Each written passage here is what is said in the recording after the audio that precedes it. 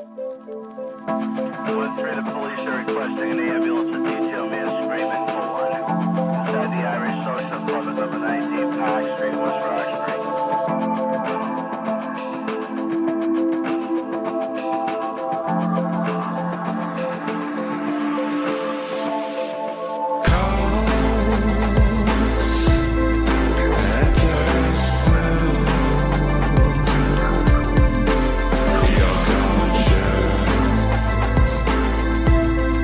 Drift out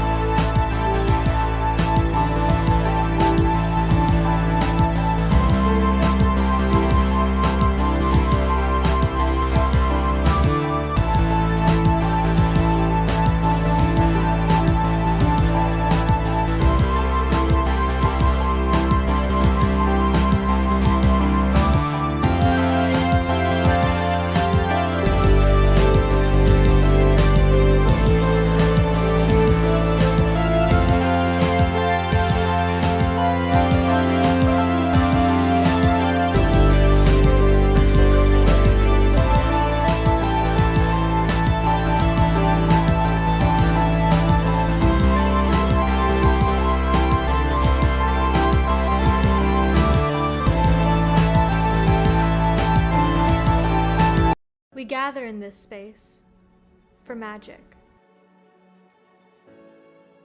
We come to the movie canon to laugh, to cry, to care. We crave that indescribable feeling that streams over us as the intros start to roll in. And we go somewhere we've never been before, not just entertained, but somehow reborn. Together, dazzling images perfectly rendered on all of our screens.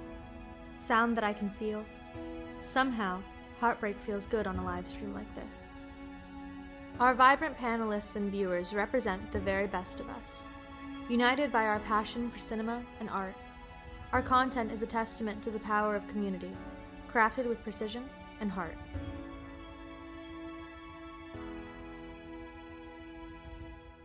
Because here, they are. The Movie Canon. We make streaming better.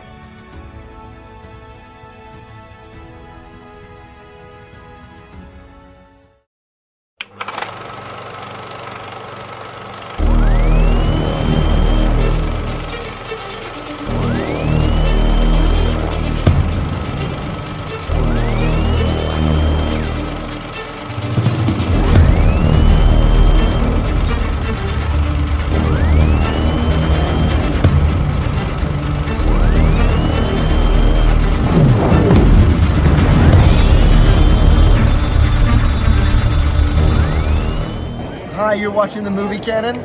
Watch Gio.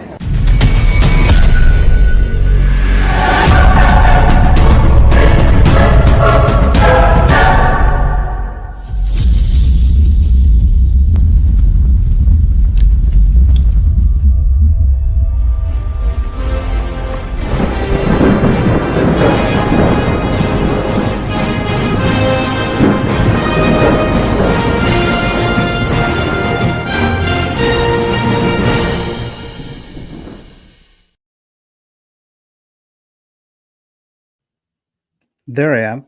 Hello, everyone. Welcome to my YouTube channel, The Movie Canon. I'm Giovanni, and this is the Met Report, a show about movies, entertainment, and television news. Let me play a little bit of music here. It was a little too quiet there. So the little intro, the little music that I just used right now is kind of comic book superhero theme. So I just want to use that for today's little San Diego Comic-Con news coverage episode, and of course the Deadpool and Wolverine review. Now, when it comes to the review itself, just so you guys know, it'll be closer to the end of the stream. I am going to do a non-spoiler review of the movie in case you hadn't seen it, because I know it just came out Thursday night technically. So we'll do the non-spoiler review. We'll do the giveaways, a couple of the giveaways. And then after that, I'll do the spoiler review, or at least a spoiler discussion of the movie. And that will be the very last thing that we do on today's episode. Now, obviously, I'm not at San Diego Comic-Con, even though I do live in SoCal. I wasn't able to go. I've never really been able to go to San Diego Comic-Con. Maybe one day. But we'll just talk about some of the news coverage, just a few topics. Obviously, not everything, but we'll talk about that and some speculation as to what will we be seeing later tonight at the Marvel MCU panel or at the DC panel. Just a little bit of speculation there, just a little discussion there with my Canon counsel, what I like to call him here, my guest for the show. And you have seen one of these individuals here, one of our members here for today. So let's go ahead and bring him in. His name is Mr. Alex Montano. All right, let's move on to the next one here. So the other project that is maybe going to happen is the Rey Skywalker New Jedi Order movie. And with that reaction, let's go to you, Alex. What are your thoughts on this?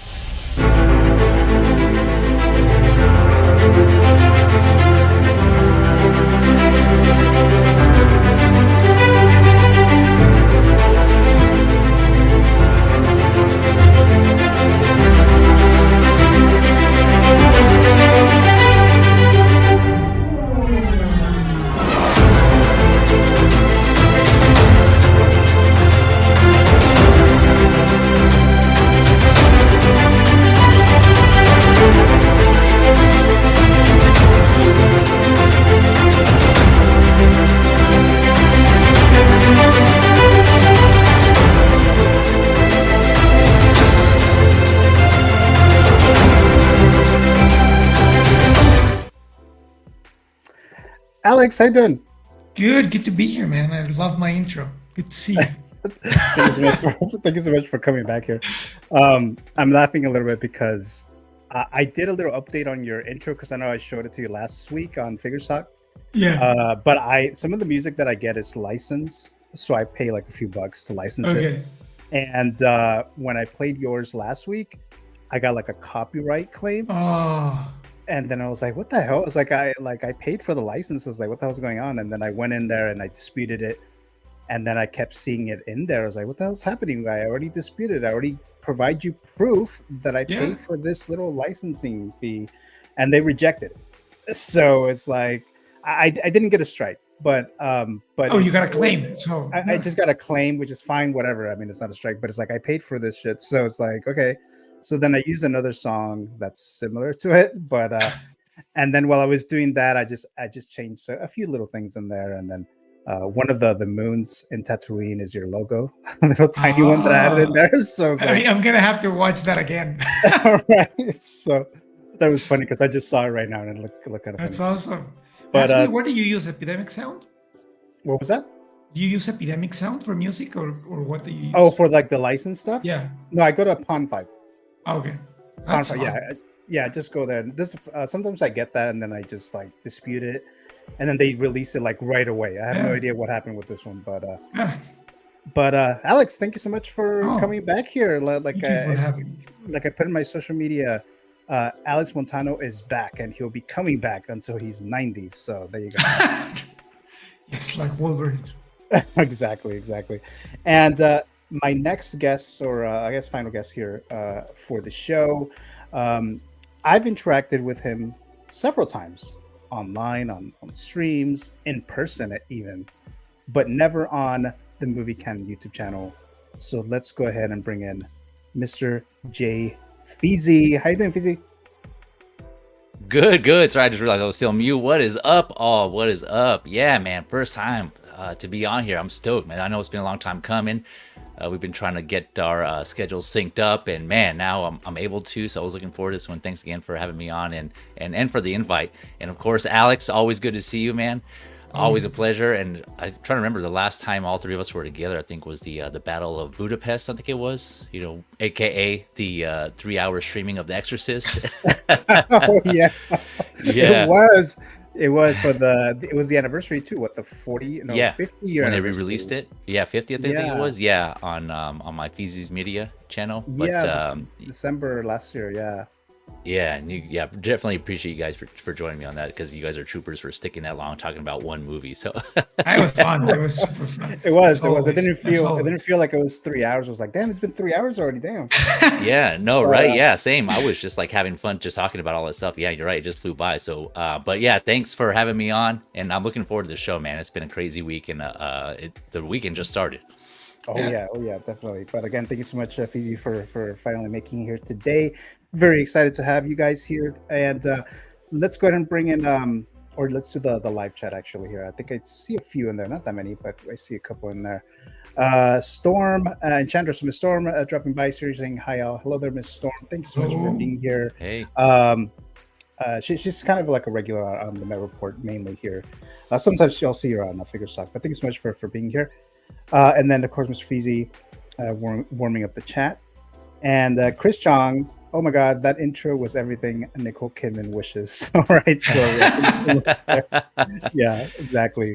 My little what do you call it? Parody of the AMC Theater Nicole Kidman thing.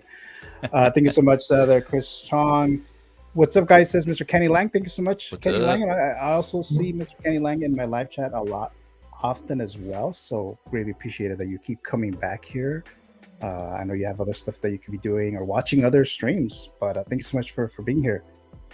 Storm is saying, I didn't get the popcorn bucket.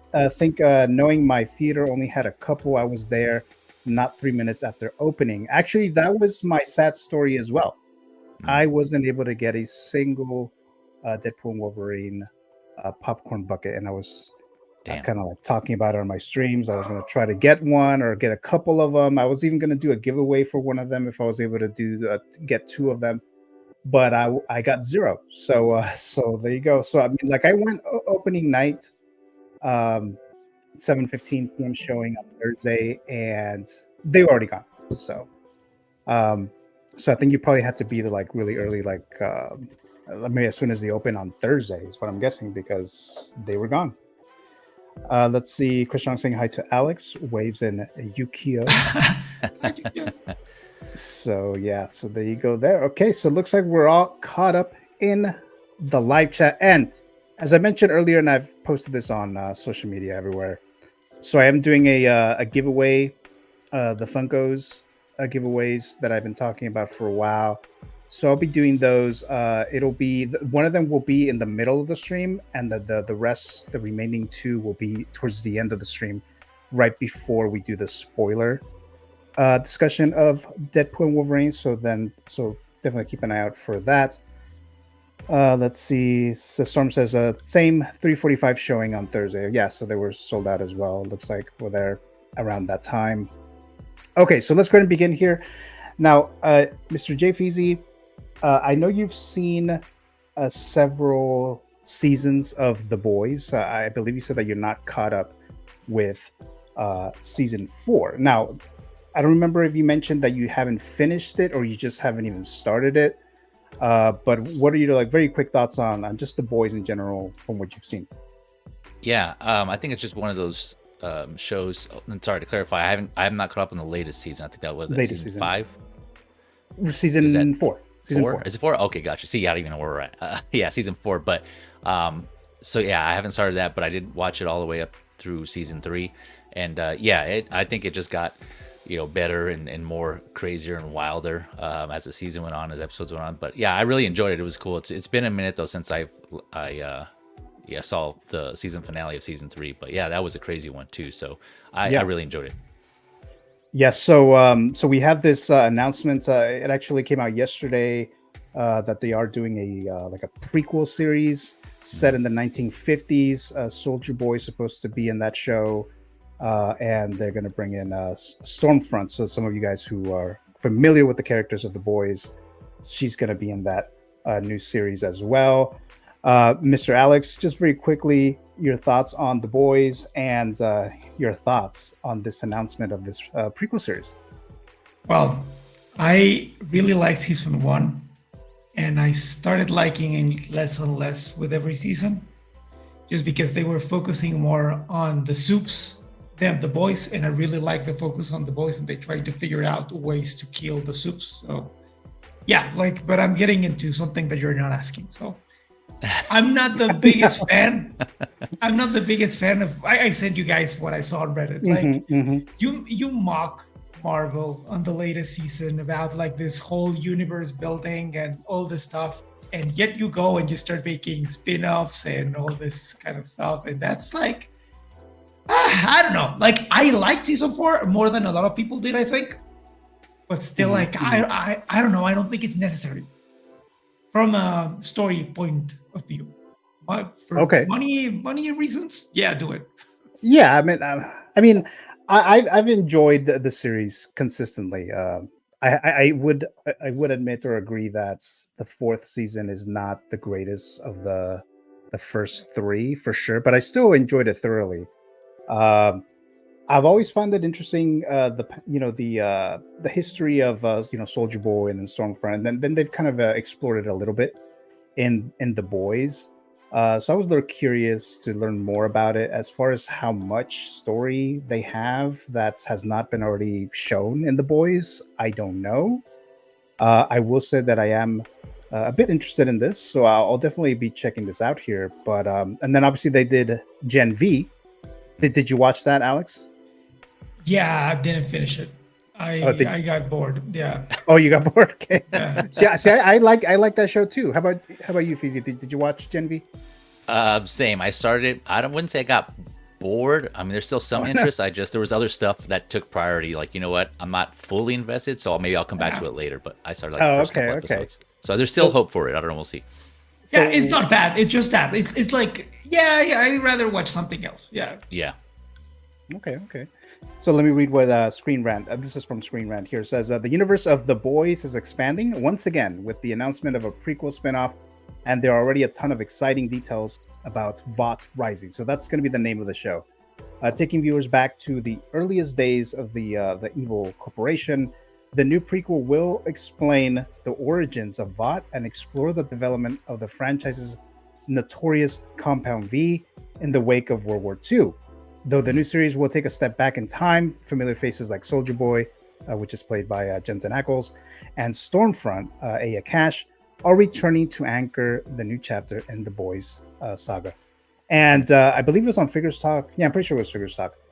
When I think it was somebody asked, I don't know who asked, like when it comes to like figures and things like that, like which iteration of the seven would we like in characters and figures, right?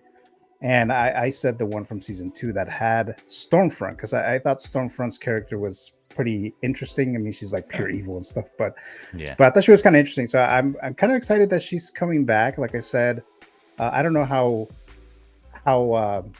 thorough they're gonna get with new story with her and Soldier Boy, but I am a bit excited for it.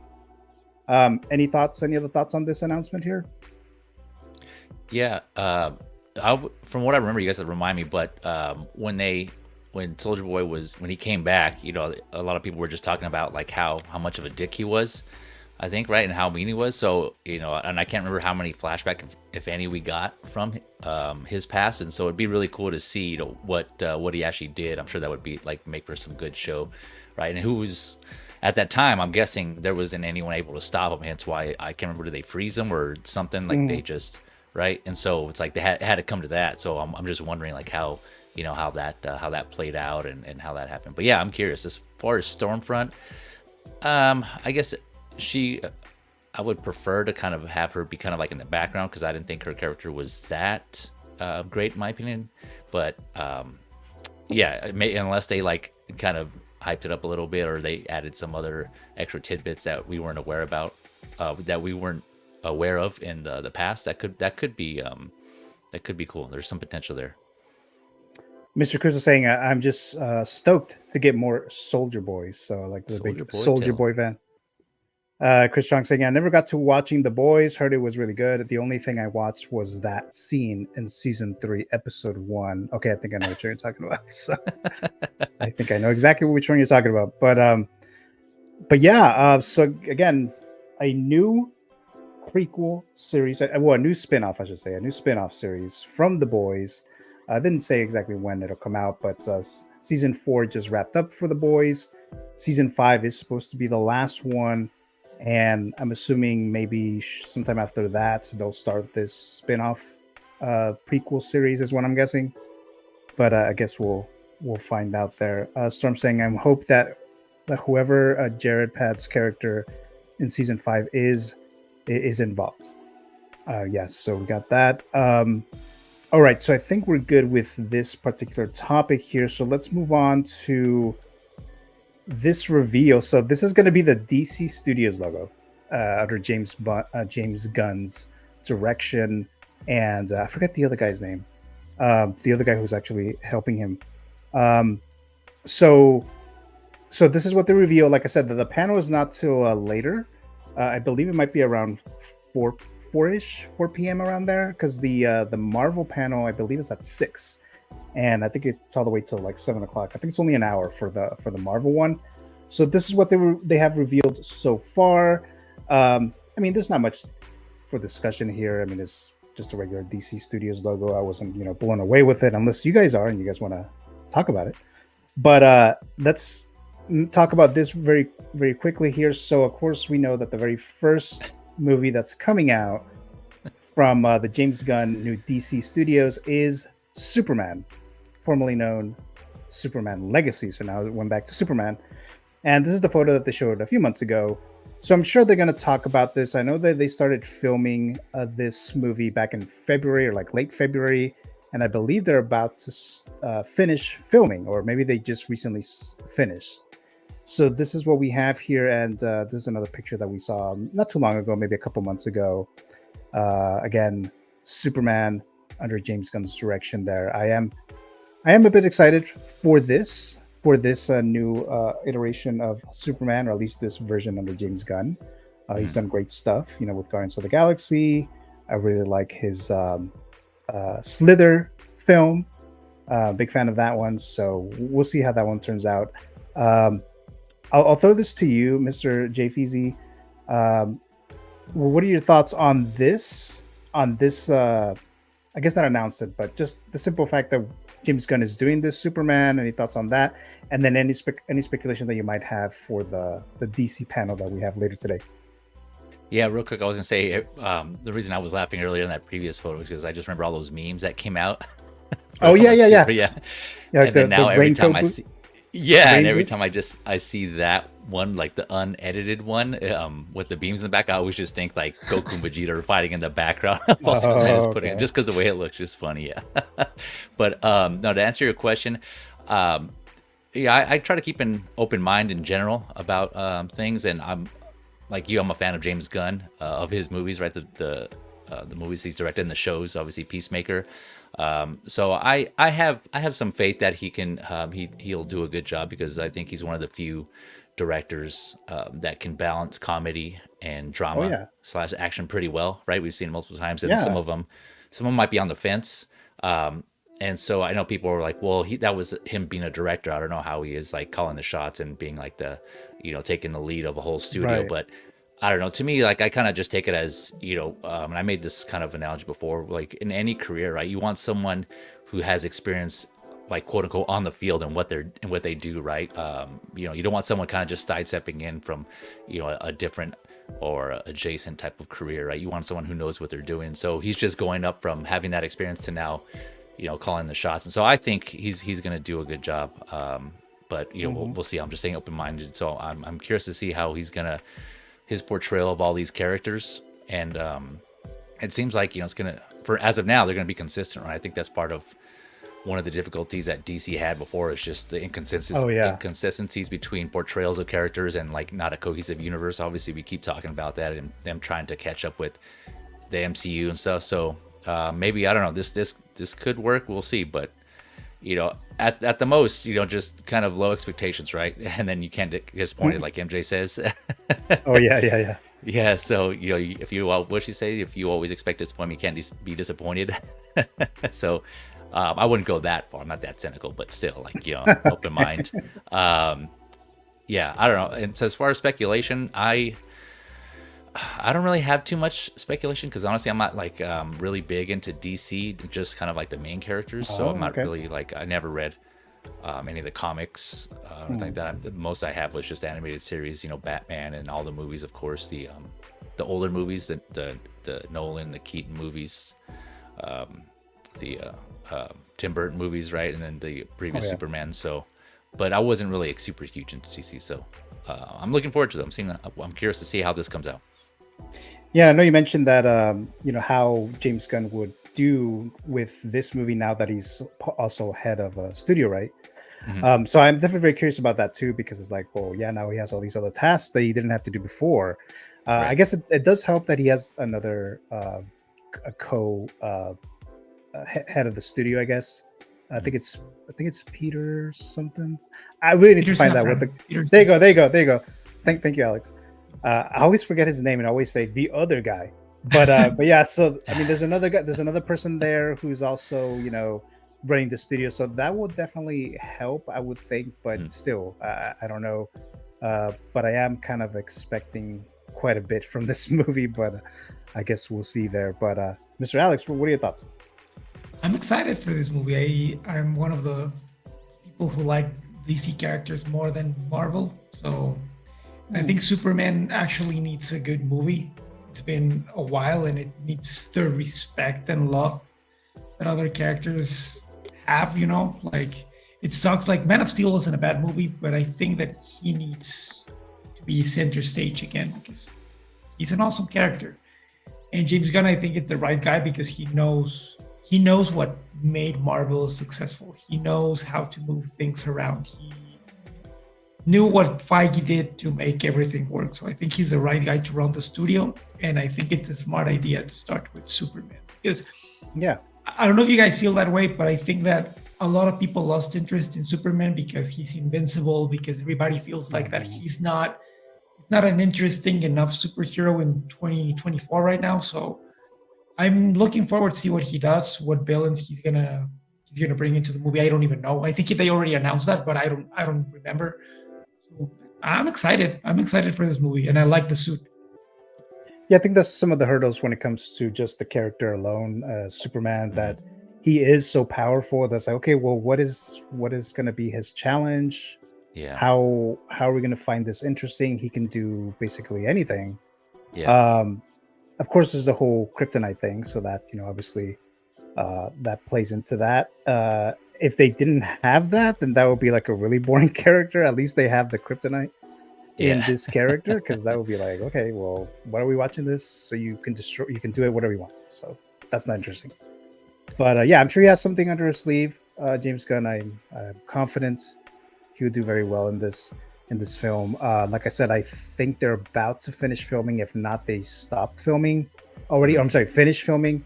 So I think they're gonna show us maybe something new, maybe like a little teaser trailer for Superman. I'm just basically talking on my ass. I have no sources, but I mean, that is possible. I know that when Guardians of the Galaxy, when the first one came out, or was about to come out in 2014, I think the year before Comic-Con, they had just started filming. They weren't even done yet, and I believe they dropped like a little teaser clip from Guardians, and they weren't even done. So I'm guessing maybe they'll have something tonight for the DC panel regarding Superman. Yeah. But we'll see, right? We'll see what happens there. But Yeah. let me see. I think there was something in the chat that I missed. Yes, Mr. Chris Chong says James Gunn seems to actually care about these characters and their stories. So even with his executive level, I'm still excited. So yes, definitely. Yeah.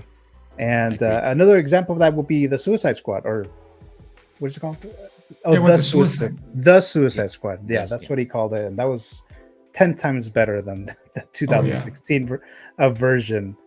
Then he got all these like random characters, and they were all really good. So, Yeah.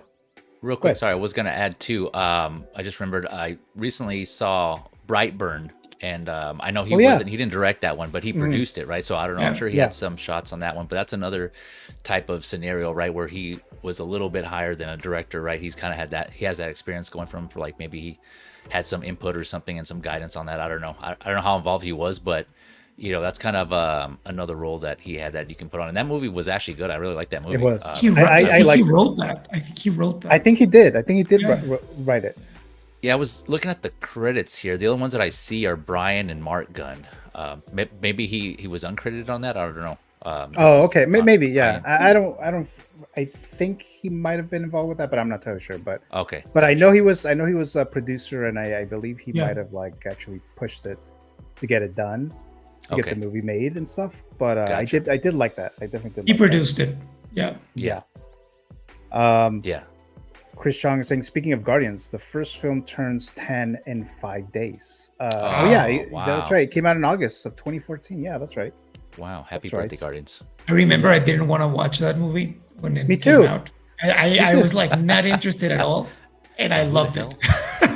Yeah. The trailers were odd. I was like, what the hell? What is this? Yeah. And it turned out one of my favorites. Yep. Same. So it turned out to be really, really good. So definitely don't lose faith on Mr. James Gunn. But don't count him out. Yeah. He's a good storyteller. Mm-hmm. Yeah, definitely. Storm saying, Chris, you trying to make us feel old? Yeah. So let's see here. Okay, so I think we're good with the Superman. Unless you have any other thoughts, I'll move on to another DC property there. Okay, so the next one is the Pinguino series. Pinguino. So the Penguin series coming to Max. Rata alada. So Colin Farrell is portraying the character, and he did an amazing job in the Batman film that came out. Seems like a long ass time ago now, 2022. And so what we've learned in the last, I think maybe like 48 hours or so, is that I guess the story takes place a week after the Batman, and it is going to be kind of like a bridge to the Batman Part 2.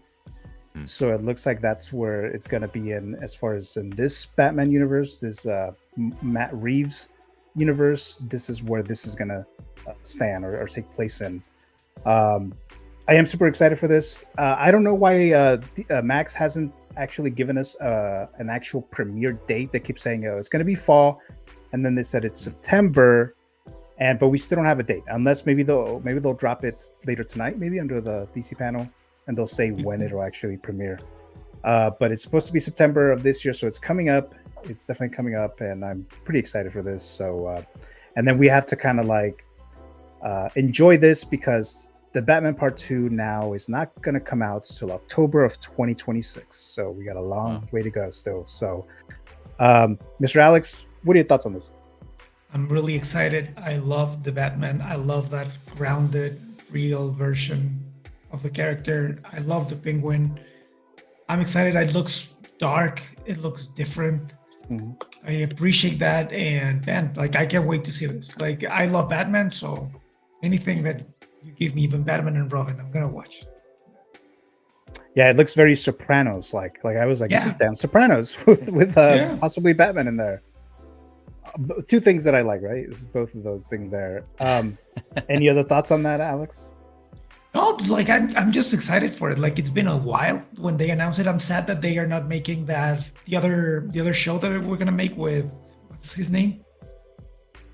Gotham Police show that they were gonna do with. Oh, I know what you're talking about. The Arkham? Yeah, that one. Arkham? Oh, okay. That one. I'm sad that they canceled it, but, you know, at least we're getting this. So, dude, I hope it comes out soon, because that universe, like that Batman universe that they set up, is great. And I think we needed something like that from Batman. I think what I remember reading recently, maybe like in the last day or two, is that Max or DC or whoever, maybe James Gunn, I don't know, decided to not do the Arkham show, because I guess they were going to focus on specific characters. I guess Arkham wasn't going to be about a specific character that we know, that are well known, and they just decided to pull it for that reason. I don't know. Maybe they were scared about the whole Gotham thing. I don't know how well Gotham did, but yeah. So that one's not happening. But at least we'll get this Pinguino series, and we'll see what happens. I didn't like that part from the movie. That was very stupid. I feel like that was probably what do you call it, improv. He probably just said it like a. Mr. Feezy, what are your thoughts? Yeah, I'm intrigued by this also. Like, I would say off the bat, yeah, I agree with you that it kind of has like that kind of gangster type, mob boss type of vibe to us, Sopranos, like you were saying. So I think, if, in my opinion, if this were to be, in order for this to be successful, I would think it would have to stand on its own, right? If you write it where like people haven't even seen the Batman or any other part of that universe, if you kind of write it where it can stand on its own as like a crime drama, or like a, you know, organized crime drama, that would be pretty cool. That'd be pretty good. So yeah, I do like his character is intriguing. I agree with Alex. I really liked the movie. I wouldn't say I loved it, but I really liked it, and how grounded it was. And so yeah, I'm curious to see what all he gets involved in, and everything that's going on in Gotham. And like I said, I haven't really been caught up on all the other DC shows, so I haven't seen any of Gotham. So I don't know if that's already kind of similar to what this is supposed to be. But yeah, I'm curious to see what this how this comes out. And I know it's Colin Farrell, but even in the movie, and even like every photo I see, I can't unsee Robert De Niro in like, the way he looks. Oh, kind of like from what's the name of that movie? What is it called? Untouchables? There you go. Yeah. Which one? He kind of looks Untouchables. Right. He kind of looks like De Niro in that movie. Yeah, it's like just a way, because like his eyebrows, I don't know, it's just really good makeup. So like I can't even see Colin Farrell in this, but yeah. No, I'm interested. So I'll probably wait though to see what the reviews are. I'm not gonna like jump in, you know, the first hour, first minute, first day of this when this premieres. I'll probably just wait to see what the consensus is, and I'll probably watch it from there. Okay. I don't know if you guys remember that. What's his name? I can't remember his name now. I always forget people's names or actors' names while I'm in a live stream. Yeah, the guy from fucking Damn, I can't remember the name of the movie now either. Magic Anyways, Mike. no, The guy. The guy, yeah, No. what the hair? Oh, Superbad from Superbad. From Superbad. Michael Cera? Cera, the other guy. What was the other guy's name? Jonah The Hill. other Jonah Hill. Yeah, Jonah Hill was supposed to be in the Batman, and I don't know if he was supposed to play the Penguin. Interesting. But I obviously I like Colin Farrell here as this character. But let's see. There's a few in the live chat there. Oh, my sister Alice is dropping by saying hello. Hello there, Alice. Thank you so much for being here. And then Ben Hurd dropping by. Thank you so much as well. Greatly appreciate that. Mr. Kuso also dropping by. Hello there, Mr. Kuso. And Action Figure Academy. What's up, fellas and ladies? Thank you so much for dropping by here. Action Figure Academy. I'm not sure if I've seen you in the live chat before, so welcome if that is the case. What's up, thank you Mike? so much for watching us here. He hates the Batman. He does. Does he really? Yeah, Yeah, he does. The Action Oh, Figure okay. Academy hates, but like hates. Oh, wow. Okay. All right. Yeah, she was like, "What are you doing here then?" And Yeah, he jumped just in Talk time about to talk about that. Right in the Yeah. Batman segment. Yeah. And I'm always the only guy when I stream with those guys. I'm the only one who likes it. But Oh, okay. Yeah. Storm saying, I'm looking forward to a Penguin. Lately, I have tried to stay away from possible shows because so many fall through that have promise. yeah. Let's see. Chris Chong is saying, was Alice Hars the one playing Nicole Kidman? If so, iconic. No, it's not. A lot of people think that though. No, it's a friend's daughter. Her name is Nayana. She's the one who plays the quote unquote Nicole Kidman in the little ad there. The Batman says Action Figure Academy. So, he hates it. He's shaking his fist right now. wow. Yeah. He like- hates Robert Pattinson so much.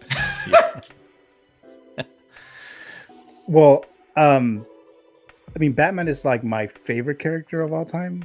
Just FY there, but Yeah, He's my but favorite superhero, and like, yeah, I love him.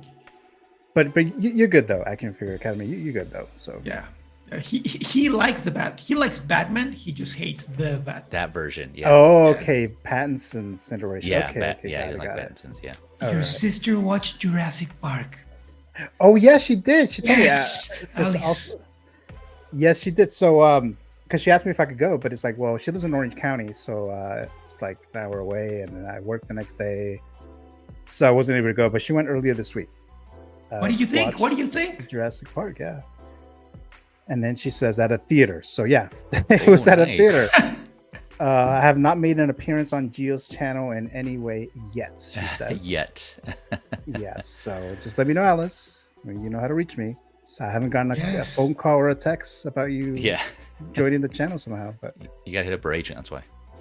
oh, that's right. That's right. Yeah. Chris Chong saying, "Oops, my bad." So thank you so much there, everyone in the live chat. Greatly appreciate it.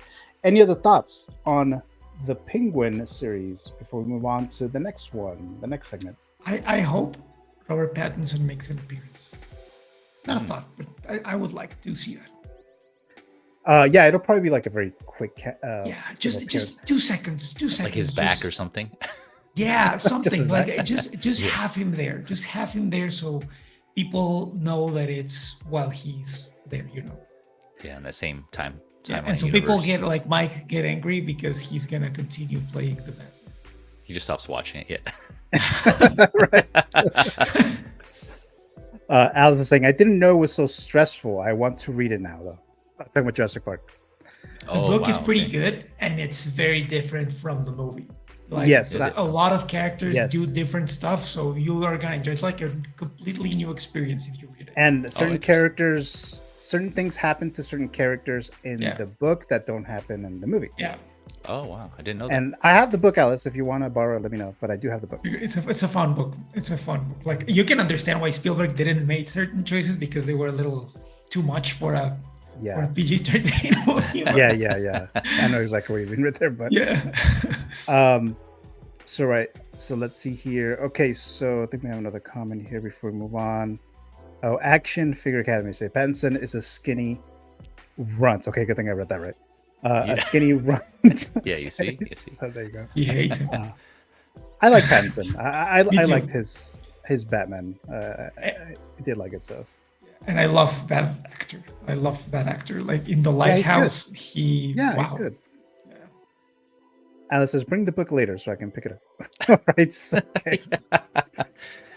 All right. So what I'm gonna do, guys. So if you were watching, or at least partly watching for the giveaway, if you haven't posted or commented anything in the Instagram post regarding the Joker Funko, so there's a Joker Funko from the Harley series. I'm giving that one away in a few minutes. So if you haven't posted anything in the or haven't placed your comment in the post, you can do that here in the live chat, and then I'll add your name on there. Anyone who's commented in the post, I've already put your name on there, because I'm gonna do a little one of those little races where it kind of selects a winner, or randomly selects a winner, although it does like a little race.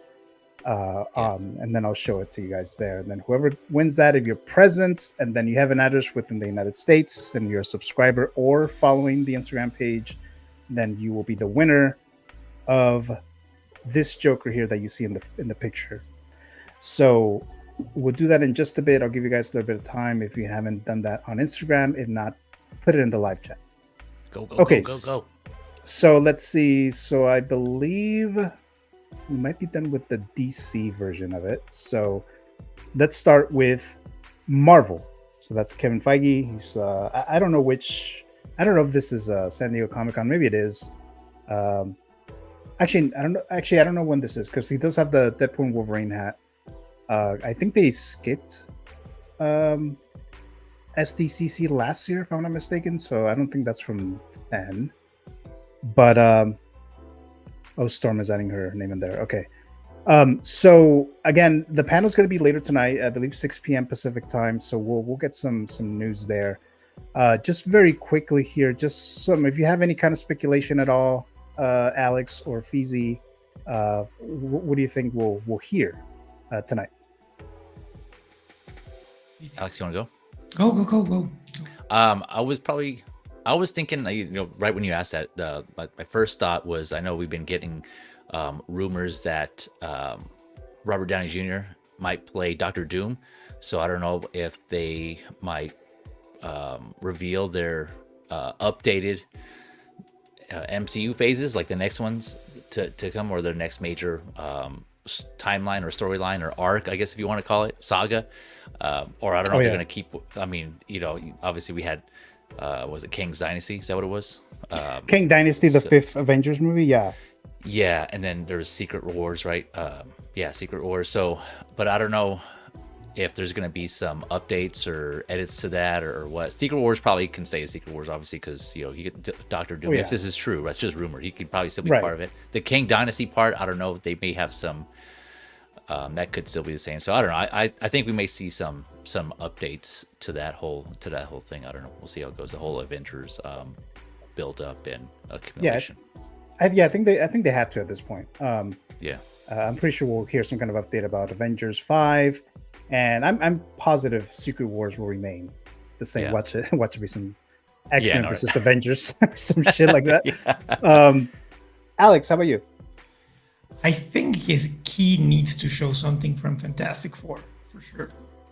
Like, I think that's a given. Like, but rumors, I don't know, man. Like, I don't know if is the Kang actor still gonna be Kang, or that might be one of those updates that they'll tell us. We're gonna step away from the whole Jonathan Majors situation. I don't know if they'll say that there at San Diego Comic-Con, because it is kind of a bit of a controversial subject I don't think they want to bring up, but they may just say, this is Avengers blah blah blah, and no longer Kang Dynasty. It might be. You may say, like, I don't know, like, after, like, I know we're not talking about that yet, but after watching Deadpool and talking about, like, the multiverse and all this stuff, like, I don't know if they're gonna just announce that they're stepping away from that, like, that they're gonna start focusing on something else and not so much onto that anymore.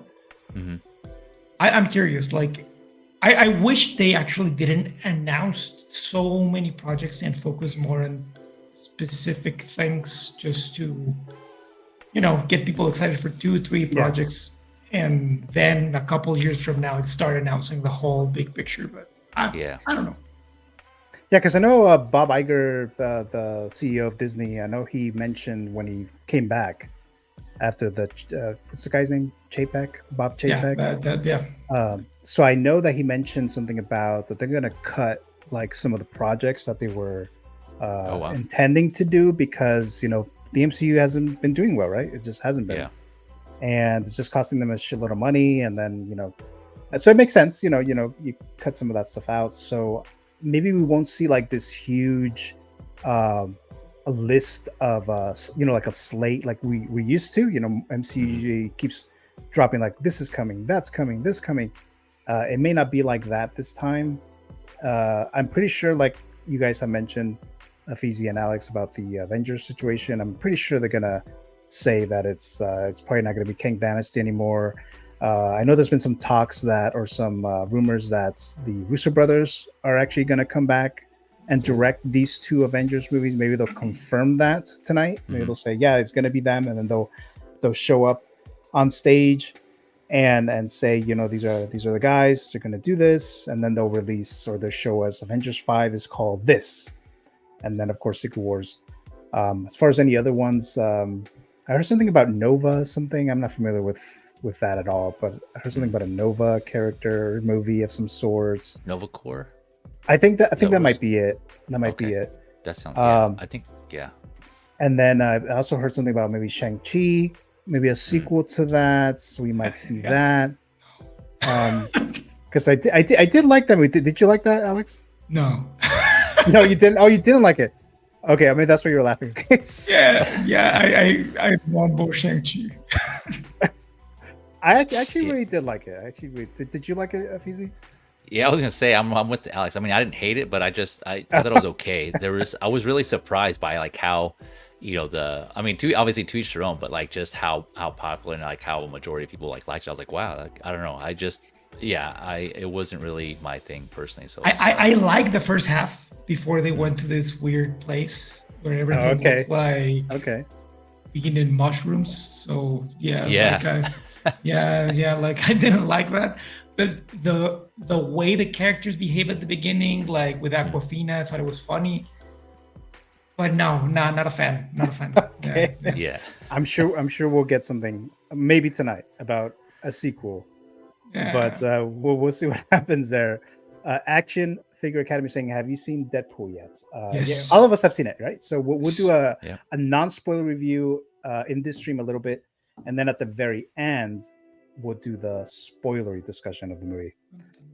Storm saying, I haven't been on much in the past 10 days. Dad had surgery. Oh yes, I think you mentioned that in the last stream, Storm. So hopefully everything went well there. Yeah. I'm assuming it did, since you're here with us. So let's see. Okay, so you guys are saying that you're subscribed there. Chris says, I fully agree, quality over quantity. At Disney, I'm completely fine with like 2 or 3 things at most a year, which is what they used to do before let's see, I want to say before Chapek took over, is before they started the whole Disney Plus stuff, right? That's when we started seeing a shitload of projects being announced. So yeah, it might be just like how it used to be. The only good news about the Shang-Chi was Wen Wu, says Action Figure Academy. Oh, that's the bad guy, right? Yeah. Yes, the dad, right? The dad. I know there's figures of those characters there. Cool figures. Yeah. Mr. Cruz says, damn, I'm watching Deadpool tomorrow, so I got a dip before the spoilers. Yeah, I'll let you know. I'll let you know, Mr. Crusoe. It's going to be towards the very end, and I'll do the giveaways first. So I'm going to do one giveaway in like a minute, but there's 2 more after. When I finish those 2, then we'll do the spoiler discussion, and that's when you can avoid getting spoiled, because there's a lot of shit. So So all right, so I'm gonna do the giveaway now, guys. So I already got your names on here. So this is for the Joker, from the Harley Quinn series. Only the Deadpool and the Wolverine will be later. Let's see. So I got one here. Just saying appreciate it. Yeah, definitely, Mr. Crusoe. Definitely. Okay, so let me see. So let me get this thing going here. Any other thoughts of what we discussed while I get this set up, this thing going there, guys? I was gonna just add. I looked up real quick too to kind of Alex's point. Fantastic Four. I know they've been doing the casting, and so maybe we'll probably get some sort of footage or screenshots or something of that. I don't know. Have they begun filming on that yet? Oh yeah, that's I was gonna bring Okay. I was gonna bring that up too regarding a Fantastic Four, because yeah, there's some I believe the cast is there now at San Diego Comic Con. Oh, If are I'm they? not mistaken. Oh, okay, That I there you saw a go. photo earlier this week that they're together. They're about to start filming. I think either they're about to start maybe like right after San Diego Mhm. Comic Con, or maybe they already started. So kind of the Oh, opposite okay. with Superman Okay. when they're like finishing and they're starting up. I think Okay. Pedro Pascal posted a picture on his Instagram. Or I think so. one Yeah, of I think them. that. Yeah. I think that's what I okay. saw there. Yeah. Nice. Let's see, Mr. Q. Can't wait for you to see it. It's funny because like they're shooting. That's when you know that Pedro Pascal is not even on the Mandalorian suit, because they already started shooting that movie. I It guess was gonna come together with Fantastic Four. Yeah. Oh yeah. He's definitely not in the suit the majority Nah. of the time. Like 90% of the time, he's just not. Yeah. He just gets paid like he was there. But Now, Yeah. do we know if Ryan Reynolds is wearing the suit the entire time or the majority of the time?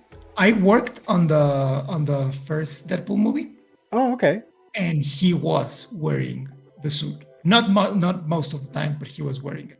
I remember seeing him like very far away, but Oh, okay. he was What were wearing you it. What were you doing there in that movie?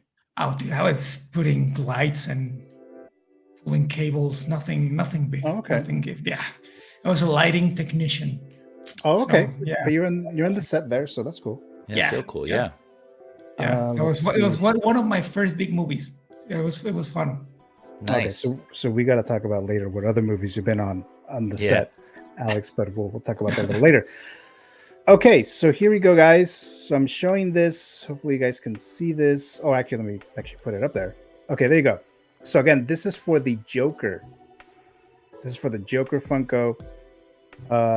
So I'm going to. They're going to start the little race, right? So your names are on there. I think some of you guys already seen this, but these are like monsters that are going to be racing or whatever. That's cool. So whoever wins this race, now the system already selected a winner. It's just doing it for show, Yeah. do a little race, but the system already knows who won.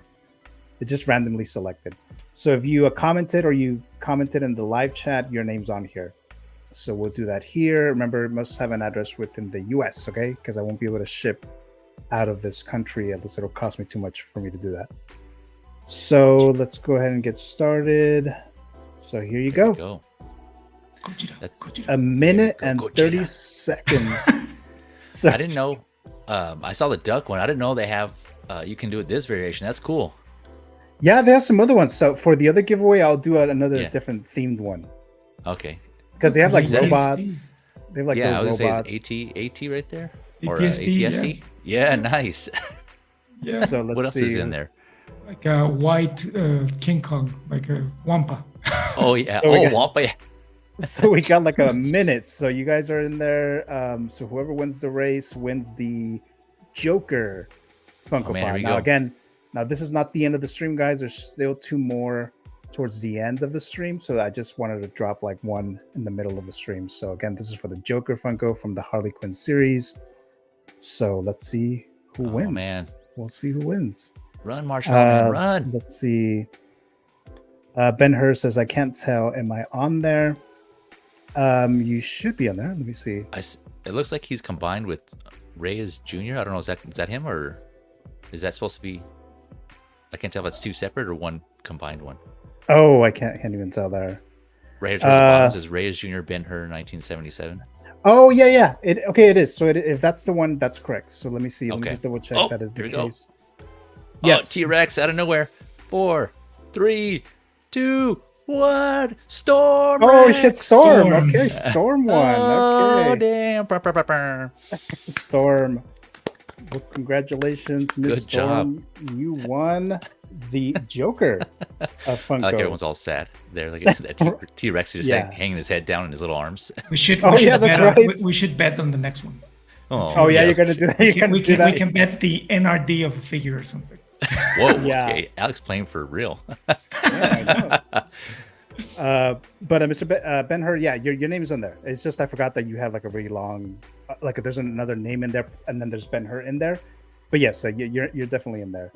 But Miss Storm won. So message me on Instagram, Miss Storm, closer to the end of the stream, so that I can send that out to you. And then congrats says, or yay says, Mr. Chris Chong. I know he's won. I have nothing Joker. Okay, well that's your very first one there. So No, you do. So there you go. Okay, so let's go back here to we're talking about the Pinguino. So we're at the Marvel stuff already. We're at the Marvel stuff every time. Okay, so you guys were talking about Fantastic Four. So yes, so I do believe we have seen the photo that they are there. So I'm pretty sure they're going to be at the panel. I'm sure the whole cast will be there, at least the main four, right? The main four. So they're about to start filming. This movie is about to come out in about a year, at the end of July 2025. So they have a year to film, post-production, and all the other stuff, promote it and whatnot. So yeah.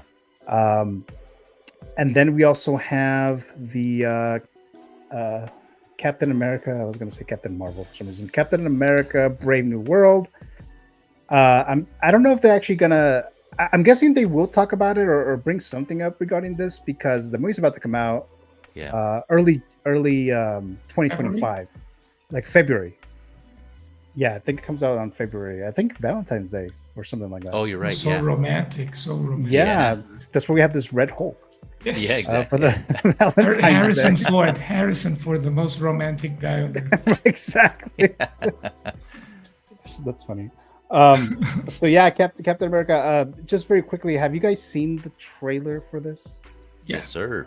What were your quick thoughts on it? Alex, go ahead. I like that it feels more like Winter Soldier. I like that. I miss that vibe in general, but I'm not like completely sold on it. I hope it's good. It looks good, but I don't know, man. Like with Marvel, I'm very cautious now. Like I've been disappointed way too many times in the past few years.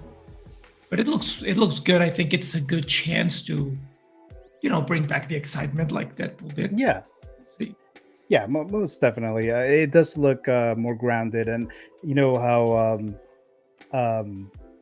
what's the character's name? Who's Captain America now? Anthony Mackie. Sam Wilson. Yeah. Sam, there you go. So he doesn't have, the powers like Steve Rogers does. So it kind of has to somewhat stay a bit grounded, even though we're going to have this big ass Red Hulk. But still, it's still going to be set somewhat grounded. So I definitely did get a lot of Winter Soldier vibes for sure.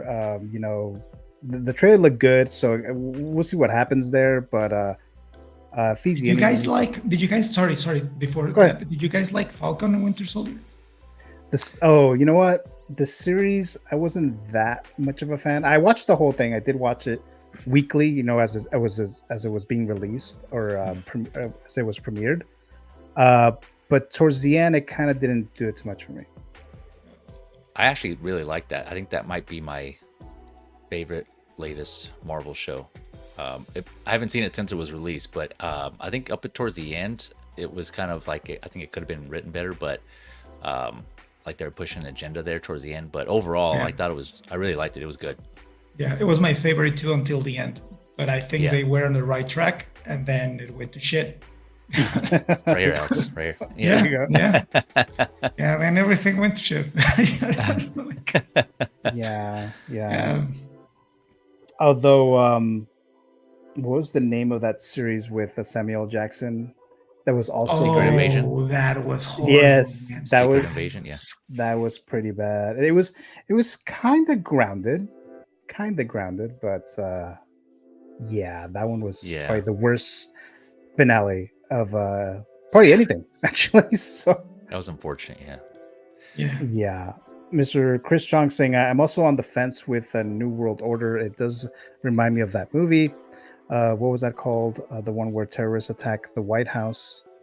White House Down. Oh, maybe. Yeah. Mr. Chris, White House Down. Yeah, that's right. That's what he said right there. Yeah. Let's see. Any other thoughts on this before we move on to the next segment here? Yeah, I was so I'm with Alex on this one too. Like I do like the vibes, the whole political thriller vibes, going back to Winter Soldier. You know, I kind of got that too. Obviously I really love Winter Soldier, one of my top Marvel movies. So it looks like that's in here. And then speaking of, you know, kind of similar movies, political thrillers, to Chris Chong's comment here, I was also thinking that it reminded me of I don't know if I'm confusing it with this movie or another movie that had similar vibes to damn, now I'm forgetting the title of the movie. See, it happens when you live. That should happen all the time. The one with the one with Ben Affleck that was also a political thriller. Is it with Morgan Freeman? I believe so. Yeah, Some of All Fears? There you go. Thank you. Some of All Fears. Yeah, where like, you know, it kind of, just from the trailer, it kind of seemed like, you know, that the U.S. or somebody was setting up something to, you know, attack the U.S. Like that whole premise kind of had that type of similar vibe, I think. So, which I also like that. Some of All Fears was pretty good too. So, yeah, I don't know. Again, as usual, if it's written well, you know, I'm down to, I'd be open to it, and I think they'd pull off. But yeah, it's, again, I'm still kind of open-minded. Go in and see how it, just take it for what it is, and hopefully they pull it off. But yeah, I agree with you, Gio, on that. You know, the whole Sam Wilson not having powers and kind of being more relatable because of that. You know, he doesn't have any powers, and so, you know, there's that scene in the trailer where what's his name, Harrison Ford is like, you know, you're not Steve Rogers, and he's like, right. You're right, I'm not. And they kind of just cut to him doing like this his own move, and that was pretty badass, where he's kind of dodging rockets or missiles or whatever it was in the air. Yeah. It's, go ahead. No, I was just gonna say, yeah, that's just it was just pretty cool. It was like really sick. So I'm looking forward to seeing that and kind of proving himself right twofold, not to people within the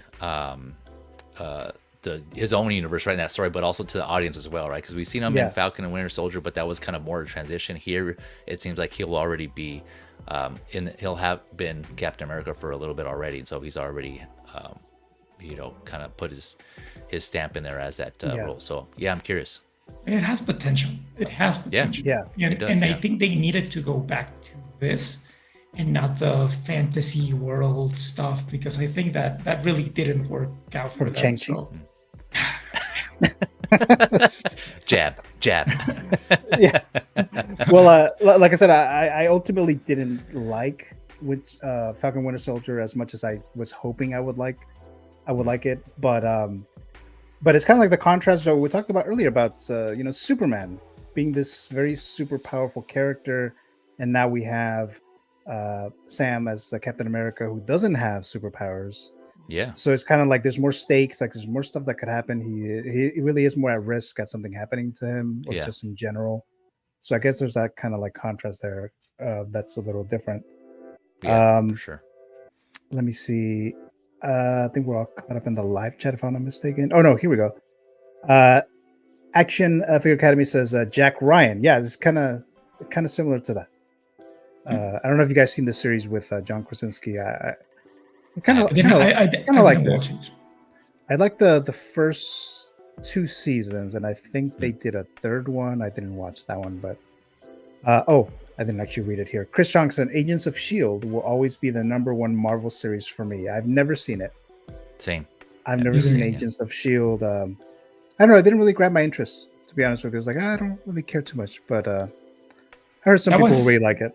That was ABC, right? That was like way back in, Yeah, before Disney Plus and all that, And it was on network TV, so there you go. I think that's what stopped me from watching that and Agent Carter and all those shows. I think that was, yeah, I think so, because it's limited when it's like network TV. Like there's so much things that, you know, may not be able to show or do, or they're like just restricted as to what they can ultimately do story wise as well, not just like blood or anything. But I don't know. But let's see here. So I think we're done with this segment here. So I am going to go into the little bit of the figures, just a bit of it. I know there's a lot of them that they talked about, but at San Diego Comic-Con they did show some. I'm going to start with the Mondo stuff. So Mr. Fizzi, I know, I believe you're a fan of Mondo figures, right? If I'm not mistaken. Some of them. I'm not a huge fan, but yeah, there's some that I do collect that do appeal to me. Yeah, so these are just like pictures that people posted. It's not actually on the Mondo site because they're just like kind of teasing things. Right. I guess the main one, at least for me, were the Batman animated series villains and the Spider-Man animated series. So these are the ones that they're showing here. Clayface from the Batman animated series, and then Poison Ivy, and then here it is, Scarecrow. Yeah. So those are the one from the animated series, and I have two Mondo figures, the Batman and the Joker. I was thinking or maybe planning of getting some more villains from the animated series that are Mondo, but there's so much other stuff that is coming out from Hot Toys and InArt and stuff that is like, probably not going to do that. But Mr. J. Feezy, what are your thoughts on some of these that you saw, these little pictures here? Some of these we knew about, like the Spider-Man. I think they've teased like the logos and stuff, so we knew they were doing them. I think there may have been like renderings or photos of them from the previous show, right? I can't remember which one. I think they showed Batman and Spider-Man. And so I knew were those the Batman villains. I think they have mentioned which ones they were doing also. But it's cool to actually kind of see the prototypes. The one that I was, if anything, like the most surprised with, even though I knew like they were doing this line, was Thundercats, right? So again, they had the logo, so we knew they were doing them. But it looks like they took liberties on the figures, and they have more of like a realistic look to them, which is kind of interesting. It looks pretty cool, but I know some people were going to be turned off as usual with the joints. But the kind of little more like realistic look that Lionel has and Snarf was really cool. So I'm curious to see how when that comes out, how that's going to be. And I might be interested in that one. So I have the Super 7 Thundercats, the 7-inch scale ones. But if they do these right, I don't know. I might be interested on these too, because it's just a different look for the Thundercats. I don't know. But like you said, it depends on when those come out and what else has released or what's coming, because there's just so much shit, man. It's just we're drowning here. We're drowning. Yeah, you guys are in big trouble. Yeah. You don't even know. And I know. Like I saw everything and like, dude, this is. Oh, you did? Yeah. So it's like, damn, this is. Yeah, because when I do my Figures Talk episode tomorrow, it's like, what the? It's like, I'm like trying to focus on what it is that I'm going to talk about, because like there's so much shit. It's like, I don't even know what's priority, because they're all like amazing. It's like, which one should I include? Which one should I not include? But yeah, like I said, initially I was planning on getting these villains. I wanted a Riddler. I know they did a Mr. Freeze, but I kind of missed out on that one. And the one that they actually released later, the Noir one, it was like, it's not going to match with the Batman and the Joker one that I already have. So I didn't get that one. But Alex, any quick thoughts on these? I really like Mondo. I know there are a lot of haters of them out there, but I think that they are not hot toys. Like, these are like big toys, like better paint and everything. So like the idea of the joints, I don't mind. I actually like the way they look, like the painting, like everything looks pretty awesome to me. And dude, like, look how many cool things: Thundercats, Batman Beyond, Scarecrow. Like, this is a great, like I remember last year, I think they announced the He-Man line, and that was pretty awesome. Yeah, they're still doing that. Yeah, that's amazing. And I know people complain about it, but I think it's different. Like, it's not the Hot Toys audience for this. So. Right. Yeah, I guess so. Yeah. But then, like, I know some people are turned off by the price as well, because like 200 plus, and some of those like timed limited ones are like 240. And it's like, that's getting very close to those Hot Toy I think that's a problem, but if they lower it a little bit, like 150, I think it would be cool. Yeah. But we don't know like how expensive is the licensing for this. Oh, that's right. There's that too. Yeah. Let's see here. Chris Strong is saying Agent Carter was actually really good. I was actually disappointed when they canceled it. I actually forgot that they did Agent Carter. Kenny Lang saying, "Where's my dang Riddler?" Yeah, there you go. Where's my dang Riddler from Mondo? You know what? I think I probably would get Riddler. So I probably would just go and get that one. And then that's it for Mondo. Chris Young, Gio, I think you would really enjoy both. So again, Agents of Shield. I was going to say Blue Shield, Agents of Shield, and Blue Shield. Agent Carter. So I'm there sure you you're go. insured. Yeah. Oh yeah, and I don't even have them, so I don't even know what that. Chris Young, definitely more than the Disney Plus stuff, in my opinion. All right. We have a guest that's going to drop by right now, Mr. Lois. Oh, hey. What is going on, guys? How you doing, What's Lois? up? Can you guys hear me okay? Yeah. Awesome. So Mr. Lewis is at San Diego Comic-Con right now. So Nice. how you doing there? As you can see, it is busy. What have you seen anything yet that grabbed your eye yet? Any news or anything cool that you've seen? Yes, I've seen a lot of cool things. In particular,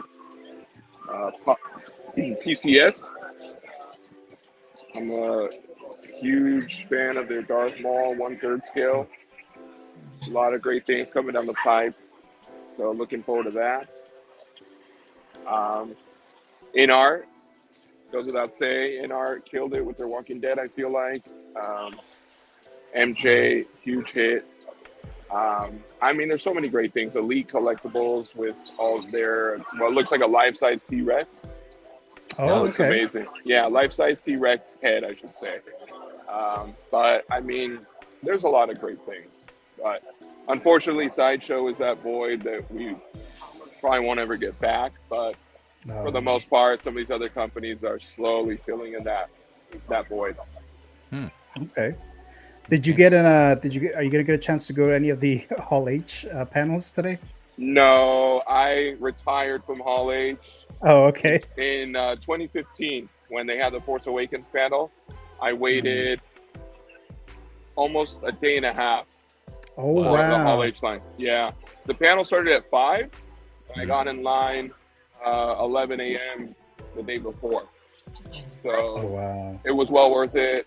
We had the Ford, Fisher, and Hamill come out, of course, the Trinity as I call them, and then the newer characters, Ridley, Boyega. Okay. Yeah, so they came out, and then after the panel, they treated us all in Hall H to a concert behind the convention center, and it was the San Diego Symphony. So you can imagine how that went, and they had fireworks at the end. So that was Oh, nice. my last Hall H, almost 10 years ago. Oh, wow. Leave it off with a bang. If Star Wars ever does come back to Comic-Con, I will for sure be at that Hall H. But for now, I just enjoy it through the leaks and YouTube, right? Yeah. Oh, yeah. Yeah. Yeah, because I've never been to San Diego Comic-Con. So anyone who is going to any of the panels today for Marvel or DC, would they still be in line now? No, so with Hall H, what they Okay. do is they let you in for the first panel, and they do not clear out the room. For pretty much all the panels, they don't clear out the room. You can literally chill from 8 a.m. to when the last panel goes on. And that's what I did. I did that. Thankfully, when I did the Hall H for Star Wars, they had Game of Thrones, then they had Walking Dead, and then Star Wars. So it was a perfectly good reason to stay there all day. But once you're in at 8 a.m. and the panels start usually about 9, then whoever leaves the panel, that's it. They're done. They have to go back to the general line and try to get back in. So at this point, being a pretty big lineup, there's still probably people waiting in line for the hopes that people will clear out and then they take their place. But if you're not in by now, you know, there's probably a low chance that you'll get it in for those later panels. Okay. Is there anything else that you're still waiting to do today or tomorrow? I don't know if you're going tomorrow, but anything else? I've been here since Wednesday, and Wednesday kind of knocked out all of my exclusive hunting. So I got what I wanted. Nice. I got my Hasbro exclusives with the Darth Maul Sith Speeder. That was really the only exclusive that I wanted for the whole show, and thankfully I got it. And then some other little exclusives. I scored the Wolverine AMC Deadpool bucket. Nice. You know, for a friend. But yeah, excited to get that. But other than that, we are pretty much done for like highlights. I did get to go to a little media event and see Carol and Daryl from upcoming season 2 of the Daryl Dixon show. So that was cool. Just really small, little kind of more intimate setting. And my buddy hooked me up with that. But that was some of the highlights. Yeah, man, just here with the family. Kind of a little family day. Oh yeah, nice. Yeah. Oh, nice. Yeah. Hello. Is it hot? Hello. Yeah. The I'm wifey sure and the it's kiddo. So you can see just how busy it is for regular folk, but when you're dealing with the family, it's on a whole nother thing. But we usually leave Saturday. Yeah. Saturday's kind of our tradition. We've been going, my wife and I, since I was 6. So to see it go from buying tickets at the door, literally the day of, and walking into Tall H, to having a camp, you know, over a day, it's insane. But you know, it could only get worse. Yeah. Yeah, I've been trying to go for a couple of years, but then I give up. I was like, let me know, man. Let me know. You know, I don't want to promise anything, especially on on camera, but live proof. Exactly. Yeah. If possible, next year you still can't go, you know where to find me, and we'll see what can be done. Definitely, I'll definitely do that, Mr. Lewis. Yeah. Thank you. So, thank you. Yeah. But thank you so much, Lewis, for dropping by real quick here. I do appreciate it. No, my pleasure, man. Always a pleasure to you know, be on your stream, and sorry I can't be there a little more closer to you virtually, but you know, hopefully at least you guys get a little taste of kind of the lunch rush, so you get an idea. Okay. Just the scope, and this is like a good maybe half a mile away, so all the action you'll see more as you get closer to the actual center. Yeah. Okay. Gotcha. For the most part, this is the main street to get to the convention center, and this is about half a mile away. So as you get closer, you'll see the crowds build up even more. Even crazier than this, right? So yeah. This is a walk in the park compared to how it is. Okay. So yeah. Alrighty. Well, again, thank you so much, Mr. Lewis, for dropping by us. You know, briefly, but you know, thanks for taking your time and doing that. My pleasure, guys. Always great to hang out. And if you guys ever need any extra bodies, let me know. Happy to partake. Alrighty. Well, thank you so much. Have a great time there still. Stay safe over there. Take care, man.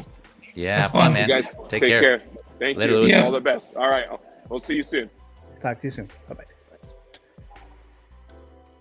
Okay, so yes, thank you so much there for Mr. Lewis.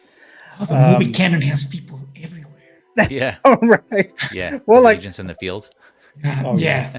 I mean, I try, right? But we'll see. And I still can't go to fucking San Diego Comic-Con. But are you Feezy? Are you going to New York Comic-Con? I'm not. No, I haven't been to a con kind of similar since like 20. I don't want to say like 14ish. I think. Yeah, it was, you know, and by that point, I think I had been like 3 years in a row ish, 2 or 3 years, something like that. And so it was cool, but yeah, I don't think it's anything that I would want to go back to again. I think I got my feel of it, unless there was, I don't know, some actual special thing going on taking place here. But yeah, for the most part, it's just, you know, kind of walking the show floor, and it's really packed and crowded. And most of the stuff they announce, you can see online anyways, either the day of or not soon after. So I was like, you know, I don't really need to be there for that. But yeah, I think I'm good on that. How about you? Are you going to New York Comic Con? No, I just didn't have the time off for it. I know a lot of the collectors are going over there, but yeah, it's kind of difficult unless I already requested it off to go like in mid October, you know. And I have to request my vacation like a year in advance. Oh wow. So like like for like a long period of time, yeah. But maybe next year. Well, maybe next year I'll do the San Diego Comic Con because it's more like because I've been trying for many years to try to go, and then I've never been able to go. At this point, it's just like I want to go just to say that I went. So like at this point, right? But is it because you couldn't get a ticket, or is it why haven't you been able to go? Yeah, I just couldn't get a okay. ticket. It's hard to get tickets when they go on sale, and I've done that a couple Yeah. times, and it just doesn't happen. I I got you. tried in like 2007, I think, or 8, Mhm. and no way. And I You Yeah. just stopped. tried again. You're like, Yeah. all right, that's Yeah, and it's well, I just tried. crazy. And I don't do well with crowds. Like I get annoyed really, really fast. And Oh, really? like that. Yeah. Yeah, I'm not patient. It gives me anxiety to be around so many people. So Yeah, I get that. yeah. No, I hear you. like it would be cool to go to Comic-Con, but I'm not dying to go anymore because what Fizz is saying, like I can watch everything online and I don't want to deal with crowds and But you're good with Star Wars Celebration, though, right? no. I bought the tickets for one day. Oh, But- okay. because I want to go back to Japan. Oh, yeah, that's right. It's the But- Japan element. Yeah. Yeah, it's more Japan than Celebration, and I'm actually thinking even if I go to Japan, I might not even go to Celebration, Oh, because dude, the crowds like going on the train for hours, like it's far away from Tokyo, like the expenses of everything. Mm. Like I just think of that, and it's like, dude, I'd rather do something else, Like I understand and I respect people that love going to conventions because I know that for some people that's super important and it's everything for them. But for me, like going to a different country, because you guys are in the States, like for me, it's like if I go to Comic-Con, like travel to another country to lock myself down in a convention room, that for me is like, I don't know, like it's like, dude, I don't want to lock myself in here, like I'd rather explore and yeah. Yeah. Isn't all of Japan packed though? Yeah, that's what. Oh, that is true, right? No matter where you go, it's gonna be packed. But you know what? Like there are certain parts that you can go and it feels like your safe space. So The water? It's cool. Yeah. On a boat, But yeah. going to like I was looking at the map for Celebration, like how far away it was, the convention center and Yeah. all of that, and I was like, and my wife told me like, if you want to go there, I'll go. I'm not going Oh, that's awesome. to lock Yeah. myself in a convention. Oh, She wow. says, like, That's I'm not going to a spa. She says like, I'm going to spend the day in a spa. I'm going to have fun, but if you want to go, All go without by you. yourself. That's Yeah. awesome. without you. Yeah. But I'm thinking about it. Like the ticket wasn't expensive, so Right, not right. like The a- ticket itself is not, because I went online. I could have bought the tickets. So I was like, oh, the tickets aren't bad, but it's like, I don't know if I can go to Japan. for, Yeah, like- just And, getting and the over there. plane Yeah. ticket is not as expensive as it was a few years ago. I don't know why. Oh, okay. But like your stay, like the hotel, like it's a really big season at that time because it's cherry blossom season. So a lot of tourists in the area, like tickets are very pricey. Like hotels are like the cheapest I could find when I was looking at it was like $300 a night in a really basic hotel, and I think that's a little much. Yeah. Oh, okay. But forget the panels at Star Wars Celebration or San Diego Comic-Con, because Mr. Reverse Zio saying, yo, one of my favorite panels ever here. Oh, Hey, Everyone is just you're what up? so awesome. kind. Yeah, I what know. up, Zio? You're so kind. Thank you so much, Mr. Zio. Thank you so much for Appreciate dropping you, man. by. Always If we get a excited to panel watch at that. Comic-Con, I'll go. But Yeah. I'll, Canon panel. yeah, Right. we can. Yeah. Canon Council, panel. Yeah. Thank you so much, Mr. Zio. The Mr. Zio will be on my Figures Talk show tomorrow night, so make sure to Nice. check that out there. Let's see. Ben Hur says, "What are the ticket prices at the door?" Well, San Diego Comic Con, I don't even know actually. I don't even know. They're probably not. I would think that it wouldn't be as expensive. It's just a matter of just trying to get a ticket. That's Yeah. the issue, I would think. Chris Chong says, "Agree, Alex. I don't think I would enjoy these conventions. Not just the crowds, but sometimes fans get too intense over fictional things. What kind of ruins it? I enjoy things by myself." So there you go. I'm like that. I'm just like that. Yes. And Storm says, "I wanted to go to Fanboy Expo, but a lot was happening a couple weeks back. I got to looking though, and there was a whole thread on Reddit. If you need handicap access, I am on crutches. It was $30. Stay away." Oh, okay, all right. Yeah, I wasn't aware of that, but I said it said a few were injured last year. Oh wow, so there was like a whole thing then. Wow. Then I went to Next Gen Convention a couple decades ago. Was $10 and was so nice. Yeah, the smaller ones. Zio says, "Speak it into existence." SDCC Comic Council. Imagine the introduction. So Imagine there you that. go. Hall H. They Yeah, need to bro. give us Hall H. Yeah, with your definitely. intros, I was Yeah. gonna say, man, you're And then I'll get hit with a copyright strike right there, and I get a lawsuit. a claim, not a strike. Yeah. BZ, wishing you well, bro. Miss you, brother. Thanks, man. Appreciate that. Much love to you. Chris, I meant to say yes. Love AOS was busy doing chores. All right, so we got this in art, a figure, Apollo Treaties from the Dune film, and this is from the in art Facebook page, but I believe it was actually the 6-scale Salad who took the photos. I think it's Brandon. He took these photos here. Polar Treaties, as I mentioned here. Actually, let me go back. This is the first in art figure that I pre-ordered, but Mr. Fizia, I'm not sure. Have you pre-ordered any in art figures?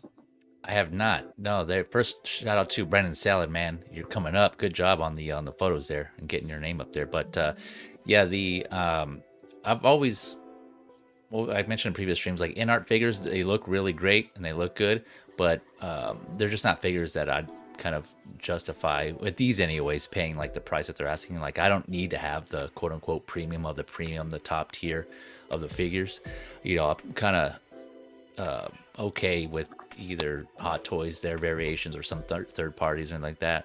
And you know, Alex and I spoke on this on one of my How You Figure episodes, the whole die-cast versus plastic accessories and thing, and that how or just premium accessories, how as long as accessories are painted well, in my opinion, I don't need them to be authentic, you know, metal or wood or anything like that, because that just adds to the weight and then the price, of course. And so it's just kind of, they're adding things that I feel like I don't personally need. Again, it's like a figure basis, and I don't have any wool rooted hairs figure. I think I'm trying to think. Yeah, I don't have any of those. Maybe like the synthetic doll hair figures, but not the wool ones.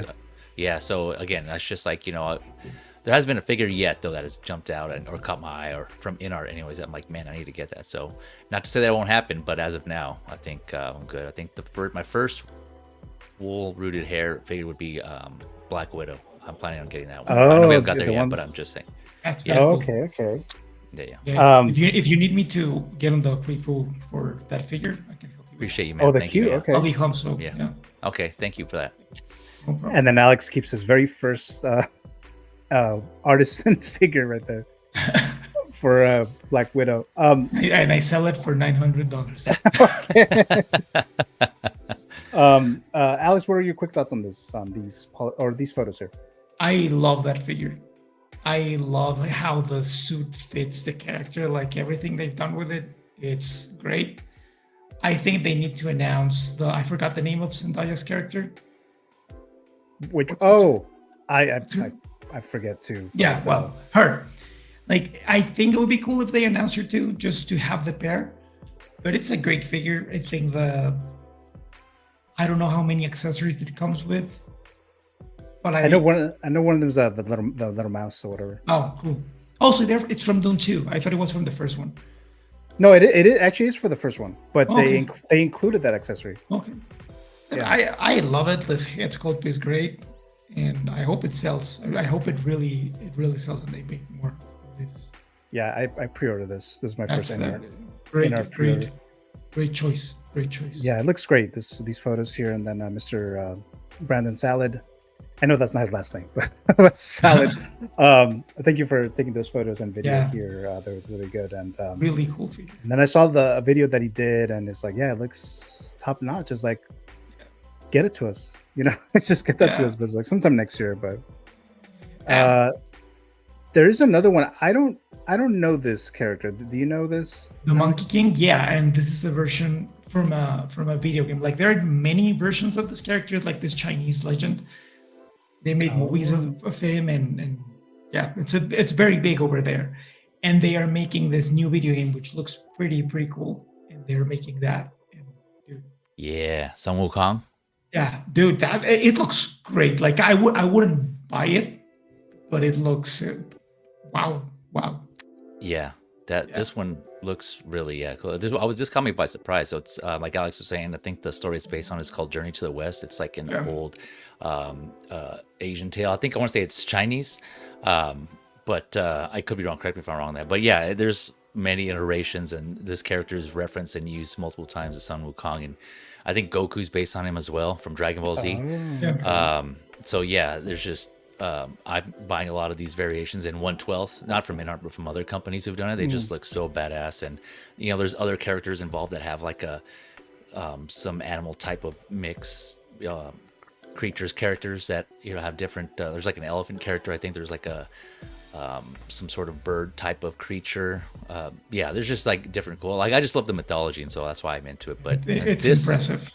yeah, it is. This figure is based on a game that is also called, I think it's Wukong's Black Wukong or something like that. I forgot what it's called. Oh, right, I think it says right there, Black with Wukong. Yeah.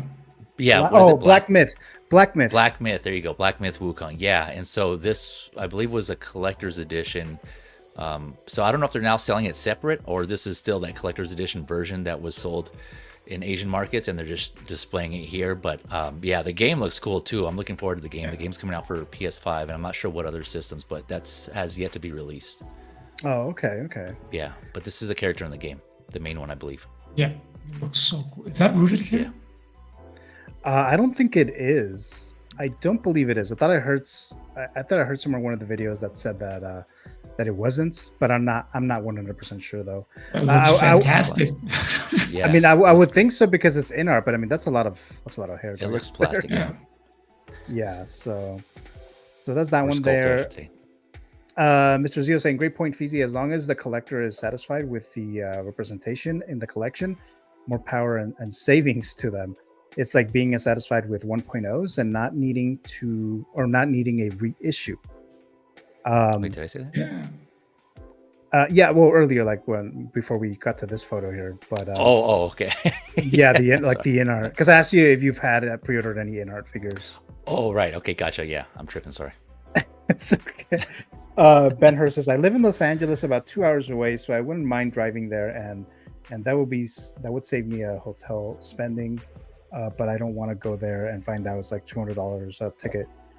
For San Diego Comic-Con, I think that's what we were referring to. So I don't think you can buy those at the door anymore. I think that's all online. Those scalpers with the resellers at the door. Yeah. Well, yeah. I mean, I guess there's that, but that wouldn't be something like official. You would just have to try to find someone, and I doubt it would be $200. It'd probably be a lot more than that. Yeah. Storm saying, y'all with PS5, I want FF picks and new Mortal Kombat. Then yeah, there we go there. Yeah, so like I said, I'm not familiar with this character at all, but I did see it there, and I figured it would be like probably really popular more in Asia. Do you like it? I mean, it looks cool, but like I said, if it's a character that I don't really know, it's just kind of like, like I said, it looks cool.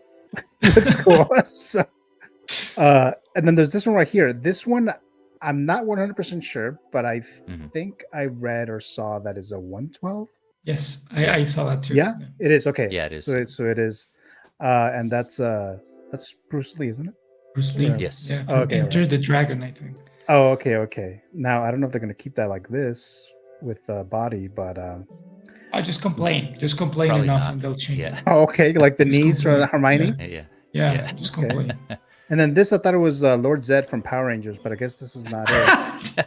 It kind of does look like him. You're right. Yeah, on a horse, on a Zed horse. Yeah. Yeah. So I don't know what this is. Are you guys familiar with these right here? Or? I'm not. Yeah, I don't know what. No idea. Or IP this is right here. I'm guessing like a League of Legends. That looks awesome, but I don't know what it is. Right. Yeah.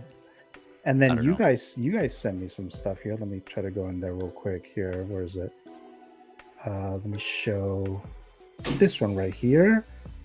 Yes. So I guess this was a bit of a surprise for some people, right? This Walking Dead from InArt. I did not watch the series. I watched the first episode when it first came out. I think it was like Halloween 2010 when they premiered the first episode. I watched it. I thought it was okay, but I didn't bother watching the rest of it. But these figures, these look really good. Like it's very lifelike. The likeness is really really good there. Like look at this picture right here, and I think this is not even rooted hair, I believe. And I also heard something that the gun is the revolver is die cast. Yeah. Oh wow. Okay. It's die cast. But what are your thoughts there, Mr. Feezy?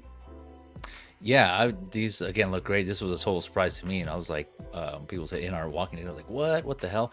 Hold on. First, going back, breaking news. You haven't seen The Walking Dead at all? Oh, that's just the first episode. Oh, you just saw the first episode. Okay, but then you haven't gone back and watched it since then. So that's all you've seen so far Nope. as of today. Yep, just the first episode, and that was when they first premiered it. So that was like wow, 14 years ago. No, wait. Gotcha. Yeah, 14 years ago. Yeah. Yep. Man, time. travesty. No, but yeah, these again, they look good. I don't know if these aren't figures that if they did come out with these that I wouldn't feel like I need to get. I have the 3-0, the latest 3-0 Rick Grimes from season 7, I think it was, and that looks good to me. And that was like $100. So again, kind of going back to the what I was mentioning earlier about not justifying pricing or getting a figure of this premium quality just because it's not something I personally would need to get. But yeah, no, they do look good. This Negan looks good too, so I'm pretty sure they're gonna NR's probably gonna kill it if they do get these figures. But yeah, I'll be passing on them. Yeah, I'm just thinking of this actor as the comedian from exactly. Watchmen. Yeah. Did you just threaten me? Yeah, right. But actually, No you know the one, what I did see from The Walking Dead, which is kind of like an odd episode for me to watch, especially at the beginning of, is when that episode that I think it was a season premiere where this guy when he bashes takes out I think his name is Glenn. Yeah, Glenn. Yeah. And then I did watch the beginning of that episode. Oh, just the beginning, and you stopped. Just the beginning of that. Okay. And I was like, damn, if I really cared about this character, I would be like super devastated right now. But yeah, it was really like I don't even. I stopped with that season. Oh, you did? Okay. Yeah. I left after that season. Like I feel like, what's the point of this show? Yeah, I never was a fan, but it's like you continue watching just to see where it goes. Yeah. But yeah, that episode was wow. Yeah, like how the eye of the guy and yeah, that was crazy. So not a nice thing to watch. Yeah. Yeah. And then I think Mr. Feezy, you showed me this as well. These are 112, right? Yeah, these are more of their 112 figures. I believe so. This is a new sub label of InArt now, or a sub company. Like Stone Row, I think they're calling it. Yeah, something like that. Yeah. Right. If I'm not mistaken, I'm not sure exactly what that setup is. I think that's what it's supposed to be. But yeah, these are the 112 figures in that new sub label there of InArt, if I'm not mistaken. But yeah, so these look all 112. These look great, man. That Joker who laughed last, the one on top middle, that one looks crazy. Was a big fan of that design. So yeah, these I might get though, depending on which one they come out with and how much they are. Looks like they're gonna be like $200 each. Yeah. Oh wow. Are they really? Well, I mean, I guess they haven't said anything, but no, you just guess. They look like they look. Oh, expensive. okay. Yeah, I guess I wouldn't be surprised, I suppose, but who knows? But this one is Batman Who Laughs, right? Is it? Yeah. Batman Who Laughs last. I think it is. Yeah, I believe so. Yeah, and then this is from Arkham, from the Arkham. I think it was Origins. Arkham. Yeah. Origins. There you go. Then of course we have Catwoman from Dark Knight Rises, Anne Hathaway. 112. Okay. Yeah. Yeah. So I'm not collecting 112, at least not anymore. It's been a really long time since I have, but that's interesting that they did go that route though. The Batman Who Laughs looks sick, says Mr. Cuso. Okay. Yeah, definitely agree with that for sure. Yeah. Any other thoughts on these guys? Just that they look good, man. Yeah, I just got to reiterate that. Just again, another surprise. I didn't see this line here coming, so a lot of surprises here that in our head for this for SDCC. They look pretty good. Yeah, for sure, for sure. Okay, so I think we're done with this particular segment. So I think we're about to get into the Deadpool and Wolverine stuff. Now, this is not the spoilery section yet. So if you haven't seen the movie, you are still safe. Okay, so don't worry about that. You're still safe. Yeah, you're still safe. So Deadpool and Wolverine says here slashes through the box office with a record-breaking take. So it looks like it made. Where did I see it at? Despite its R rating, Deadpool and Wolverine reportedly earned between $95 million and $96 million on its opening day from the domestic take alone. It should see approximately $195 million to $205 million over the rest of the weekend. That's pretty huge for just one day, and especially an R-rated movie. So those are the numbers that we have so far. So we'll see later on if it actually makes it to the $200 million mark for the opening weekend. I was gonna say yeah, right before I came on, I did see a post on Instagram from someone else. Someone else had posted, so I haven't verified it, but they did say that they broke $200 million. That the movie broke 200, but I need to. verify that. Domestically, or maybe they're looking at the international numbers.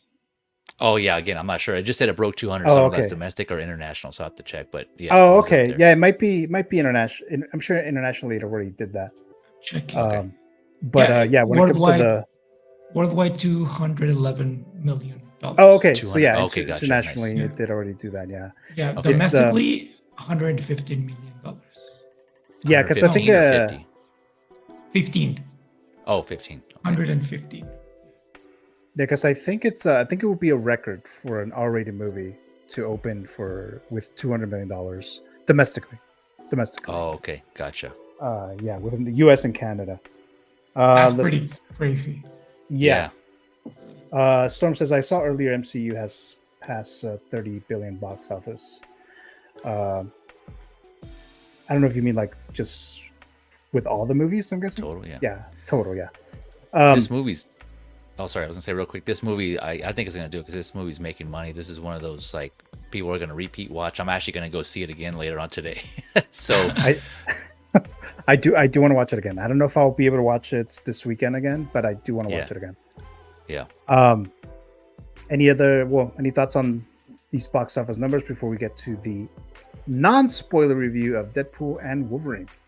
I think it's gonna hit domestically 200 million. Yeah, I think so too. Yeah. Yeah, like people are going crazy for it. Mm-hmm. I wasn't expecting it, and it's pretty impressive. It's pretty impressive how it's doing. It really is, and I'm excited for that because yeah, a little hard there. I think myself, Alex, maybe you too, Fizi, we like the movie-going experience, right? In the theater, if you're gonna watch a film, we'd rather see it in the theater, not just streaming it or whatever. And the theaters have been struggling, having people go to the theater and watch movies. So I'm excited for this. Just on this alone, even if this movie sucked, little spoiler, even if this movie sucked, I do like the fact that people are actually going to the theater and watching this film. But let's see here. Mr. Reversio said Deadpool and Wolverine was fun. So yeah, definitely. And then some just clarifying the franchise. Yeah, correct. You said DP? Yeah. Yeah, Deadpool and Wolverine, right? Yeah.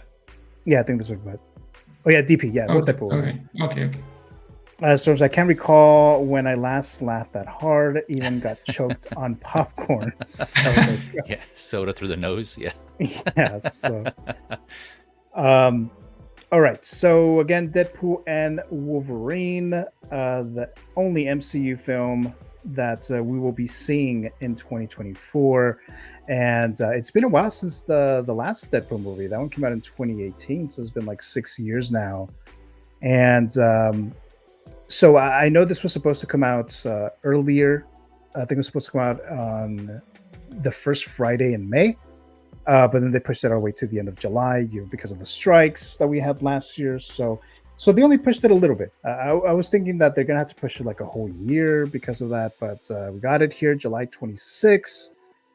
Today's the 27th, so this movie's out.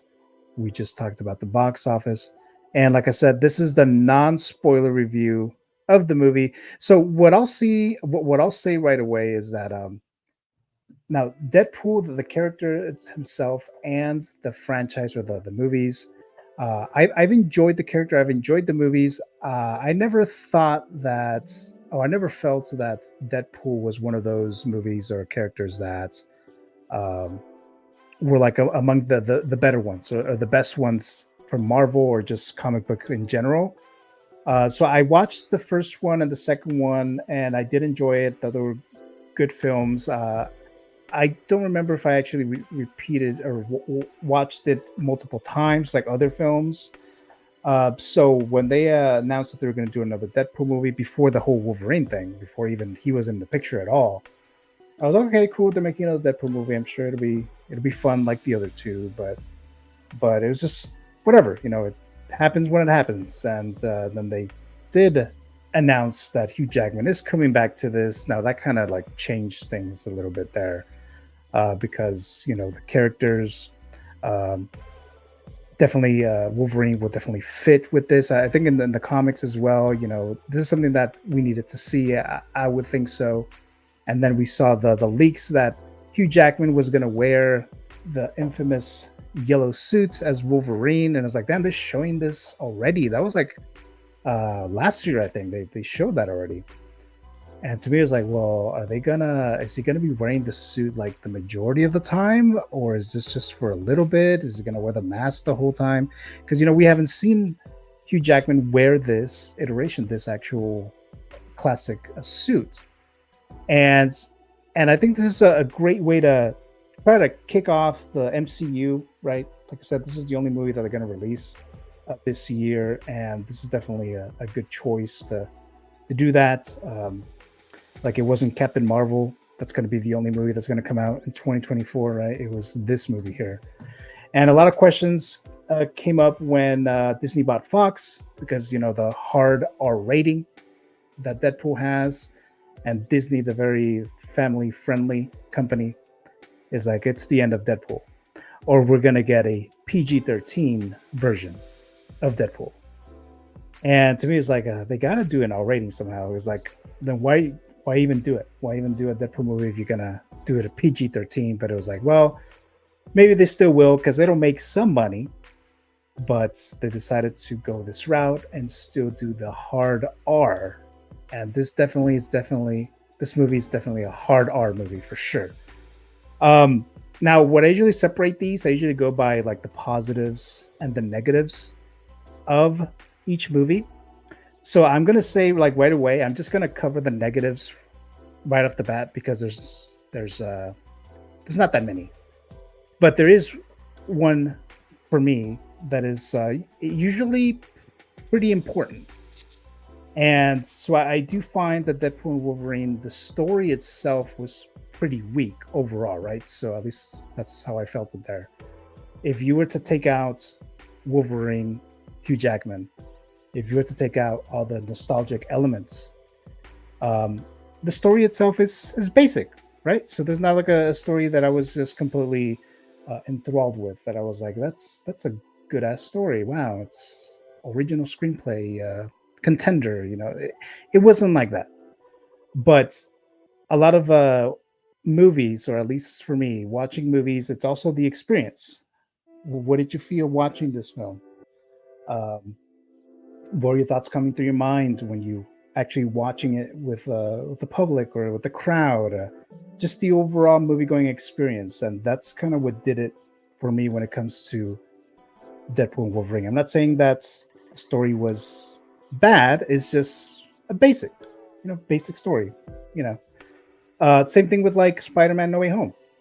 I think the Spider-Man No Way Home, the story is pretty basic. If you take out all those elements, you take out Tobey Maguire, Andrew Garfield coming in, the villains from the original Spider-Man movies, then the story's pretty basic. I don't think we would have enjoyed it as much. So that's kind of where we're at here. So that will be the negative component here for me.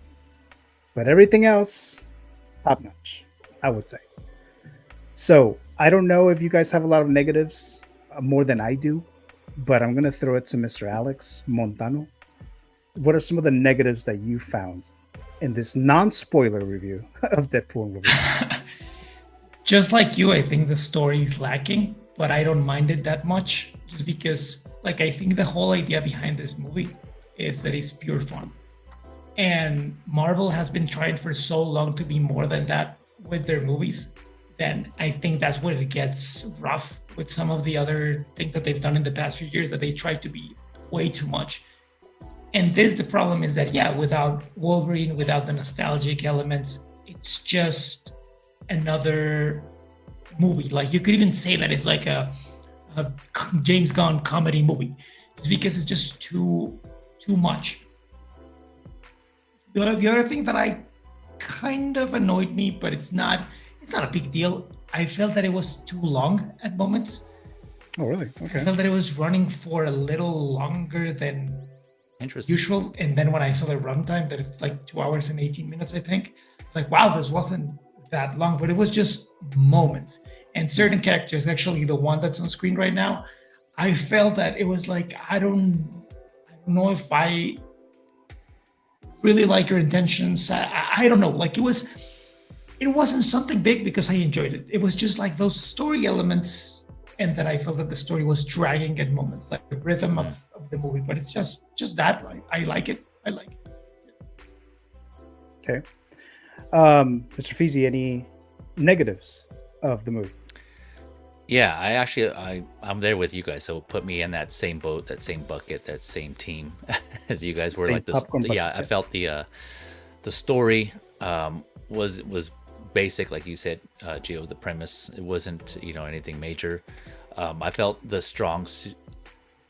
Well, I don't know if we want to say it, but I guess I could say for the positives, but yeah, it just like overall the premise, the story is kind of basic, and yeah, I did feel that there were some things that obviously didn't make sense. I'm like, okay, well, writing wise, there's some plot holes in there and it makes sense, but I think it was just meant to be fun, like we've already mentioned. Yeah. So, but yeah, I agree with you. That's a good comparison to the No Way Home, the movie, to that movie and that plot as well. Yeah, I agree. I did like this one more than No Way Home, to be honest. But me too. Yeah, you're right. That's similar. That's a good comparison there between like the premise and the story being basic for the story itself. Right. On that. So yeah, but I think that's the only negative I have. Yeah, so I agree with you guys. Yeah. So that's what they want to say. Like, well, because like I said, the story is like, for me, and I'm sure a lot of you guys, the story is significant in a movie, right? Yeah. So to me, it's like, when I say that the story is weak or is not good, is like that's gonna bring down the movie like significantly too. For this situation, like I said, is not bad. It's just a very basic story, and because of all the other stuff, it does elevate it to the level that I end up giving it, right? Like my grade and my overall thoughts on it. Let's look at the live chat here. So we have Action Figure Academy says story was basic. I agree. Also had some slow moments, dragged a bit some time. Oh, actually, I think the running time of the movie is like 2 hours and 7 minutes, I believe, somewhere around there. Oh yeah, I thought it was 2018. Yeah, because I think they made a joke about the running time about movies and stuff like that. But, yeah, that's right. Yeah. Chris Jong says, side note, ironically with James Gunn, Guardians is supposed to be silly, but the third film was more emotional for me than most recent Marvel films. So I think we're done with the negative section. So let's get into the funner side of things. Wipe our hands with that. Do the positive. Now we do have to be careful because the spoiler section is not towards the end.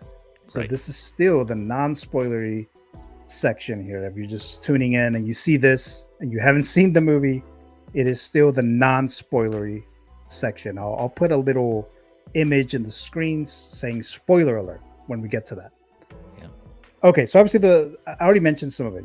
The nostalgic components, the elements. That's a lot of cool things in this movie. A lot of things that we would have liked to have seen, and I'm just realizing how hard it is to talk about it's without being a spoiler. Because we already talked about how the weaknesses are the story, but you could always go into the whole acting. We could always go into the whole Hugh Jackman being absolutely basically born to play Wolverine, basically, right? Yes. So that's obviously a positive, like always. Ryan Reynolds, I think he was probably also born to play Deadpool too. Even though he's tried other iterations of Deadpool and he's played other characters. Now, Ryan Reynolds, to me, as far as the actor, he's not a bad actor. I'm not saying that he's a bad actor. It's just that Ryan Reynolds has the same Ryan Reynolds isms, and it works with him playing Deadpool. There's some other movies that I've seen with Ryan Reynolds, other movies that he's in that I was like, okay, it's kind of whatever, it's decent performance. I don't see Ryan Reynolds, getting an Oscar or something later, unless he completely changes things. But yeah, I think it's a good actor for this character. I do think it not necessarily saved the MCU, but I do think it's definitely igniting that MCU excitement for sure. Because Marvel MCU definitely needed this. And it's kind of ironic that it's this movie, this R-rated, raunchy, very vulgar, violent movie that's going to ignite the MCU. As far as it's going to continue doing well later on, who knows? We'll see, because the next one is Captain America in February. So we'll see how that goes there. But I'll throw it to you, Mr. J. Feezy. What are some of the positives that you saw? Oh, man. So to piggyback on what I was mentioning about, we were talking about the story kind of being basic. I think the strong point in the writing overall was the interactions between the characters and the dialogue they shared, whether that was improv or something written. But I think the writing there was really I think that really helped the movie also. Obviously, like you said, the story is one of the main points. It should be one of the strengths of the movie, right? But yeah, and this is an exception because it was more, I felt it was more about the character interactions, and they had some moments in there where they were kind of getting a little more deeper. They got a little more serious, and so and those actually worked out well from what I recall.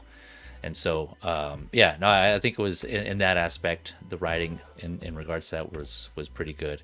Overall, just a fun movie, fan service. We mentioned earlier about how James Gunn, he seems like he really cares about the IP that he's doing. If it's an actual licensed IP, and he does his homework. And same here, Reynolds, Hugh Jackman. It seems like they care about the IP and the characters, and they just have fun with it, and it shows, right? We can see it as an audience when that's the case, when they're sincere about the work they're doing. And I was reading just before we started streaming that Hugh Jackman did say that he was done playing Wolverine after Logan, right? And I was kind of reading his tidbit, this piece of trivia, where he said he was just driving and it just hit him like it just came to him like, bam, I want to do it again. So he came back into this role because he wanted to. And I know people joke that, I'm sure some money had to do with it, but he was saying the initial thought, he got the ball rolling because he wanted to do it, right? He wanted to come back and do this pair justice. This whole Deadpool and Wolverine duo, he wanted to actually make it work and probably make up for that first interaction they had. What is that in X-Men Origins? Oh yeah, right. Like in 2009. Yeah, and so I think he wanted to do it right. So I think this is the movie that we should have had. And they pulled it off. Again, you can tell it was fun. I had fun watching. It was entertaining. It was great, and fan service all around, man. It was great. There was a lot of I'm sure we'll touch on it later, but yeah, again, source materials, comic references that I caught, and it was just cool. So that let me see positives. So yeah, I mentioned the part of the writing, everything, obviously the music, the soundtrack, it incorporated it well. Oh, regarding the pacing, yeah, the music, I thought the pacing was fine. I didn't think it was too long. I didn't think it was too short. I thought it was fine. Everything kind of went at a good pace. It was just kind of nonstop, and I don't know if it's just because I was already excited for the movie, and so I just like ate up every minute of it. Whereas some people may, if they're a little more like casuals in general, I don't know if they felt like there were some slower points or not as huge fans of Deadpool and Wolverine. Maybe, I don't know. But yeah, I thought the pacing was good. Let me see. I'm trying to. Yeah, overall, it's just. Yeah, I think it was just fun. Yeah, it was well done. Miss Storm is saying, give it a 10 with the 3 that I went with. We planned since January or so. They gave it a 10 too. It's not easy to make me laugh, says Miss Storm there. Then Chris Chong saying, oh, speaking of Logan, finished my X-Men binge watch right before Deadpool and Wolverine. Why did no one tell me Logan would emotionally drain my brain? Yeah. I needed like SpongeBob or something after. Are you ready, kids? Yeah. That's fine. Anyone that hasn't seen it, Hugh and Ryan were on the hot ones and rocked it. Oh, I saw it. Watch that. Yeah, I haven't seen it, but I saw the thumbnail that they. It was fun. It was fun. Yeah. And Storm says, I have put it off the end of Logan for years because I was warned. So Mr. Alex, so what are some of the positive elements that you like? I think you guys know that I always bitch and complain about superhero movies, how tired I am of them, and like every time I hear someone saying that, they're coming like, God damn it, I don't want to watch anymore. But it's not that I hate them, I just hate bad movies. I hate how they abuse superheroes. And with this movie, like I'm gonna be honest, I wasn't really excited. And when I started hearing the reviews of people saying like, oh, it's a masterpiece, I got angry. Like this. Whoa. Like here comes again the blind people who are just saying it's awesome because they're fans, and I don't like that. So I walked into the theater and I just saw it, and for me it was like, this is what I needed. It brought the excitement back for me. It brought me back to a point that I haven't felt in years. Like even when the story is the weak point, I think it's also the strength, because like I was saying with the negatives, like all that Marvel has been doing for years after Endgame, it's overcomplicating their stories, making people who want to join the Marvel universe thing very complicated if they haven't watched all the movies. And with this movie, like as long as you've seen some of the X-Men movies, as long as you're familiar with some stuff, like you're gonna have a good time, because it doesn't really rely that much on you knowing everything about the Marvel universe. Do you think people will enjoy though if you've never seen a single superhero movie ever? No. But if you are a casual moviegoer, like a casual superhero fan, I think you will. And I think like even if you haven't seen any of the other Deadpool movies, it's a good starting point, and it will make you want to go and watch the other two. And that for me, like seeing Wolverine back was amazing. Like I got really excited when I see him, you know, like I don't want to say any spoilers, but it's like one of those, it's good nostalgia. Like my problem with No Way Home is that if I take out those Spider-Man cameos, for me the movie means nothing. And it's also trying to be way too much, and it's nothing.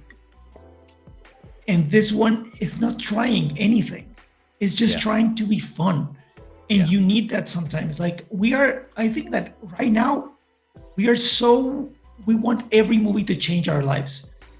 We want every movie to be like a life-changing experience. And we forget that it's also good to just go, turn off your brain and have fun. And bring back memories. And like, there's nothing complicated about the story. Nothing.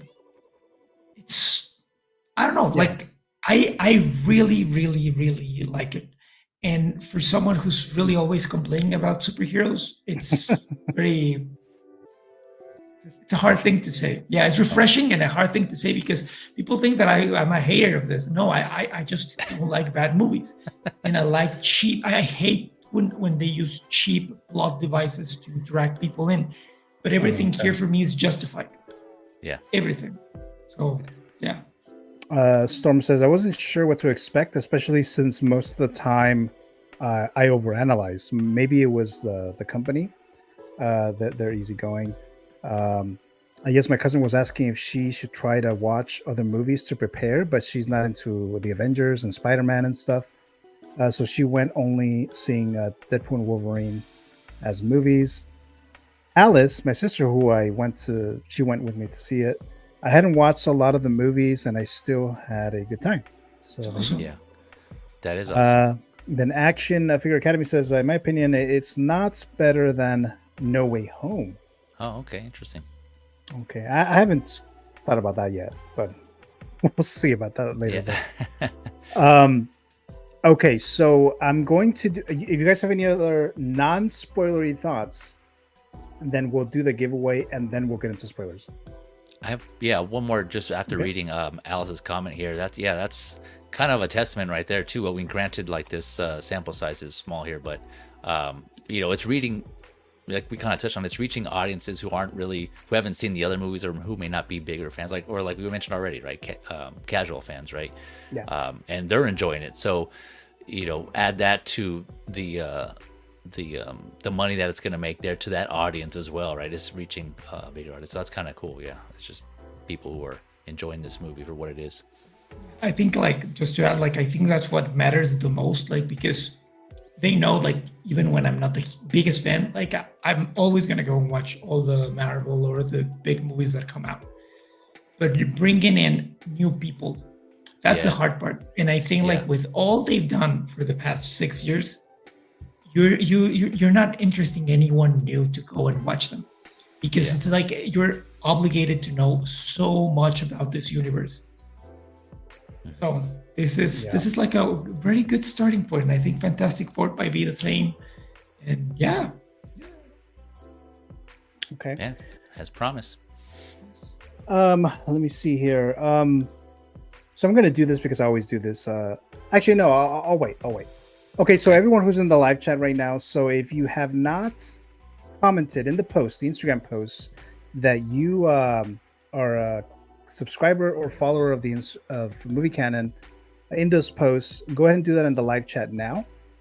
So go ahead and do that. Then I'll add your name in there, and then I'll do the giveaway for the Wolverine and then the Deadpool Funko. So I'm going to do the same thing like I did earlier.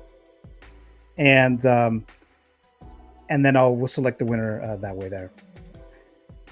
So let me see. Any other thoughts, Feezy, while I set this up real quick?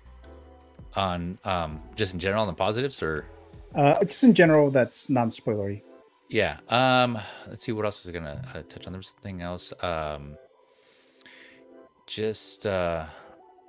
yeah, I thought I had something, but then I lost it. I forgot what it was. But no, yeah, it just gonna make a lot of money, just both from box office from the theater and from the merchandising. Man, merchandising is gonna make bank alone, man. It's already making money. All those variations of popcorn buckets, people mention that there's so many different ones, and just already what's out there, the figures, and it's just gonna keep making money on all around. Oh, that was what I was gonna ask you, Feezy. So are you picking up the Deadpool hot toy figure? I am. I actually already pre-ordered. That's funny because I was on my way to watch this on Thursday night, and then I saw the email that this was already up on Sideshow. I was like, oh shit. So I jumped on there.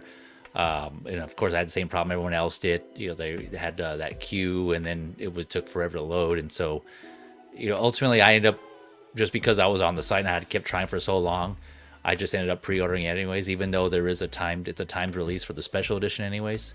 The standard, there's no time limit on that, but yeah, the special edition, I figured I was already there. I used up all that time just to get in the queue and stuff and see what it was. So I pre-ordered it. Dopo, I guess you can say. So Dopo. On my way to watch the movie, and so it'll be my first Deadpool. I'm looking forward to it. Yeah, I think it was. I think it was in the theater, waiting for the movie to start. When I got that notification, and I'm probably not gonna get the Deadpool hot toy figure. I think I'm probably just okay with the Wolverine, but I did see that a lot of people were trying to get in there on Sideshow and stuff. But Clinton Martin dropping by. What are we doing? Hello, Mr. Clint Martin, for dropping by. So right What now up, Clint? we were talking about the non-spoiler discussion of the movie. I'm about to do a giveaway, and then we're going to get into spoilers. So if you haven't seen the movie, then I don't know if you want to get spoiled or not, but just so you know. So let's see. Alice is adding her name in there too. Okay. Clay Martin says, oh no, not spoilers. I haven't seen it yet. Okay, so there you go. All right, so yeah, so there's no spoilers yet. So I'm gonna put Not a little image that says spoiler alert there. I don't remember if I think you did, Kuso. I think you did, Mr. Kuso. Chris Jones, I did not think those Wolverine popcorn buckets were real. Yeah, it was kind of odd because we weren't sure at first, right? Because of the way it looked. Because it could have been just like a joke for Ryan Reynolds, you know, a little joke like that. Asking if you got one. Let's see. Oh, it looks like you're just talking amongst yourself there. They're about to do Wolverine and Deadpool Funko giveaways. Yeah, that's what I mentioned earlier. Okay. All right. So let me go in there real quick. So let me just add Alice in there. And let me just make sure that Mr. Kuso is there. Mr. Kuso. Oh, you know what? I think you weren't in there. At least not in this one. The first one that I'm going to do, guys, is the Wolverine one. So this is the Wolverine Funko giveaway. So I'll do that one first. So let me just get the image real quick. And then I'll add you guys in just a bit. Let's see here. Okay, so we got that. So again, if make sure to have an address within the US if you are the winner. So we'll do the same thing as I did earlier. A little race. So let's see here. So we're going to do it for 1 minute and 30 seconds. So then we'll do that. There you go. Good luck, all. Okay. Again, this is all right. Okay, so here we go, guys. So again, this is going to be for the Wolverine Funko, and then I'll do the Deadpool one right after this one as well. So again, if you didn't comment for the Deadpool one, then go ahead and do that now while we're doing the Wolverine one. All right, so here we go, guys. Let's see here. Can you guys hear me? Right. Yep. Oh, okay, because I'm getting one of those, you lost connection of the internet, blah, blah, blah. So, okay. Oh, man. Can you hear me? All right. Yeah, I can hear you guys. Okay, sorry, just making sure. Okay. All right, so here we go, guys. So again, this is for the Wolverine Funko. So all your names are in there. So let's go ahead and begin here. Good luck. All right, so good luck, everyone. Starting now. Okay, so the names are in there. So whoever wins this race here, and this is like very like comic book themed. Yeah, kids like wearing the costumes. Yeah. There's actually a lot of these. I didn't know that there was so many of these like different themes.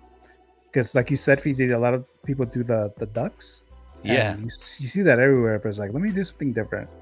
Yeah, it's good. There's options here. And I'm glad they have all these right there. Yeah. Yeah, is that Batgirl up top or Catwoman, or who's that supposed to be there? In the lead right there with the red hair? Oh, I can't even tell what that is. What actually. costume is that? Then looks like a Supergirl coming below. Oh man, pulling the lead. we got Captain America on the bottom.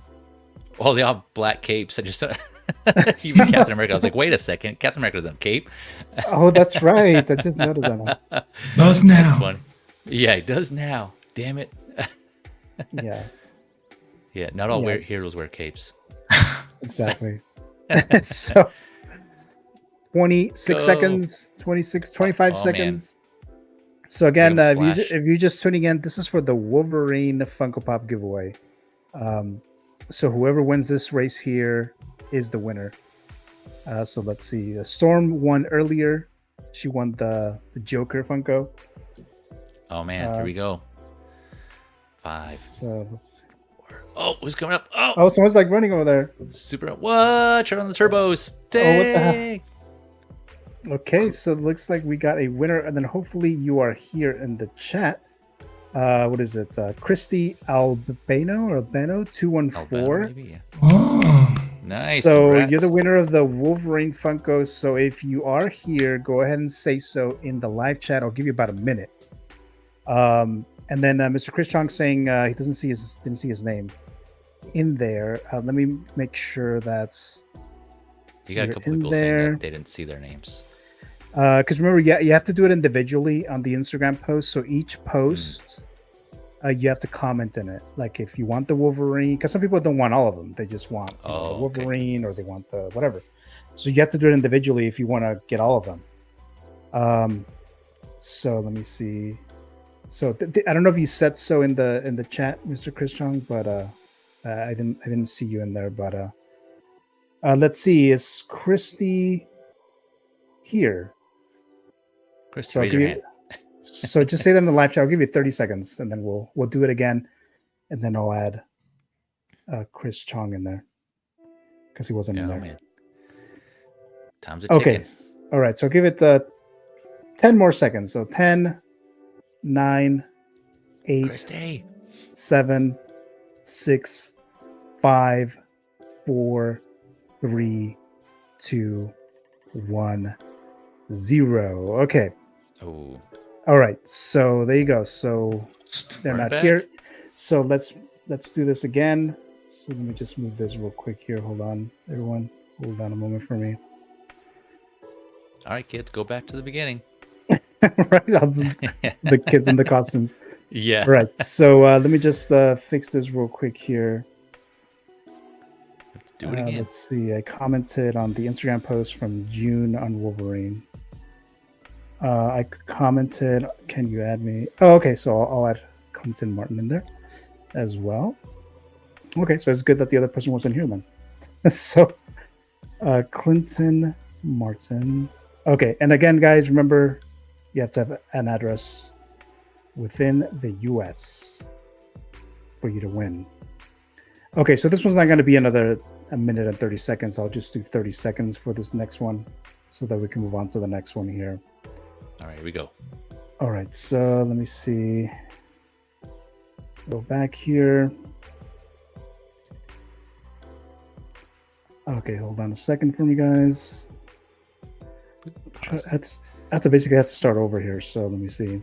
Oh, you got to enter. Oh, the superhero race. Okay, so that's what they call it, the superhero race.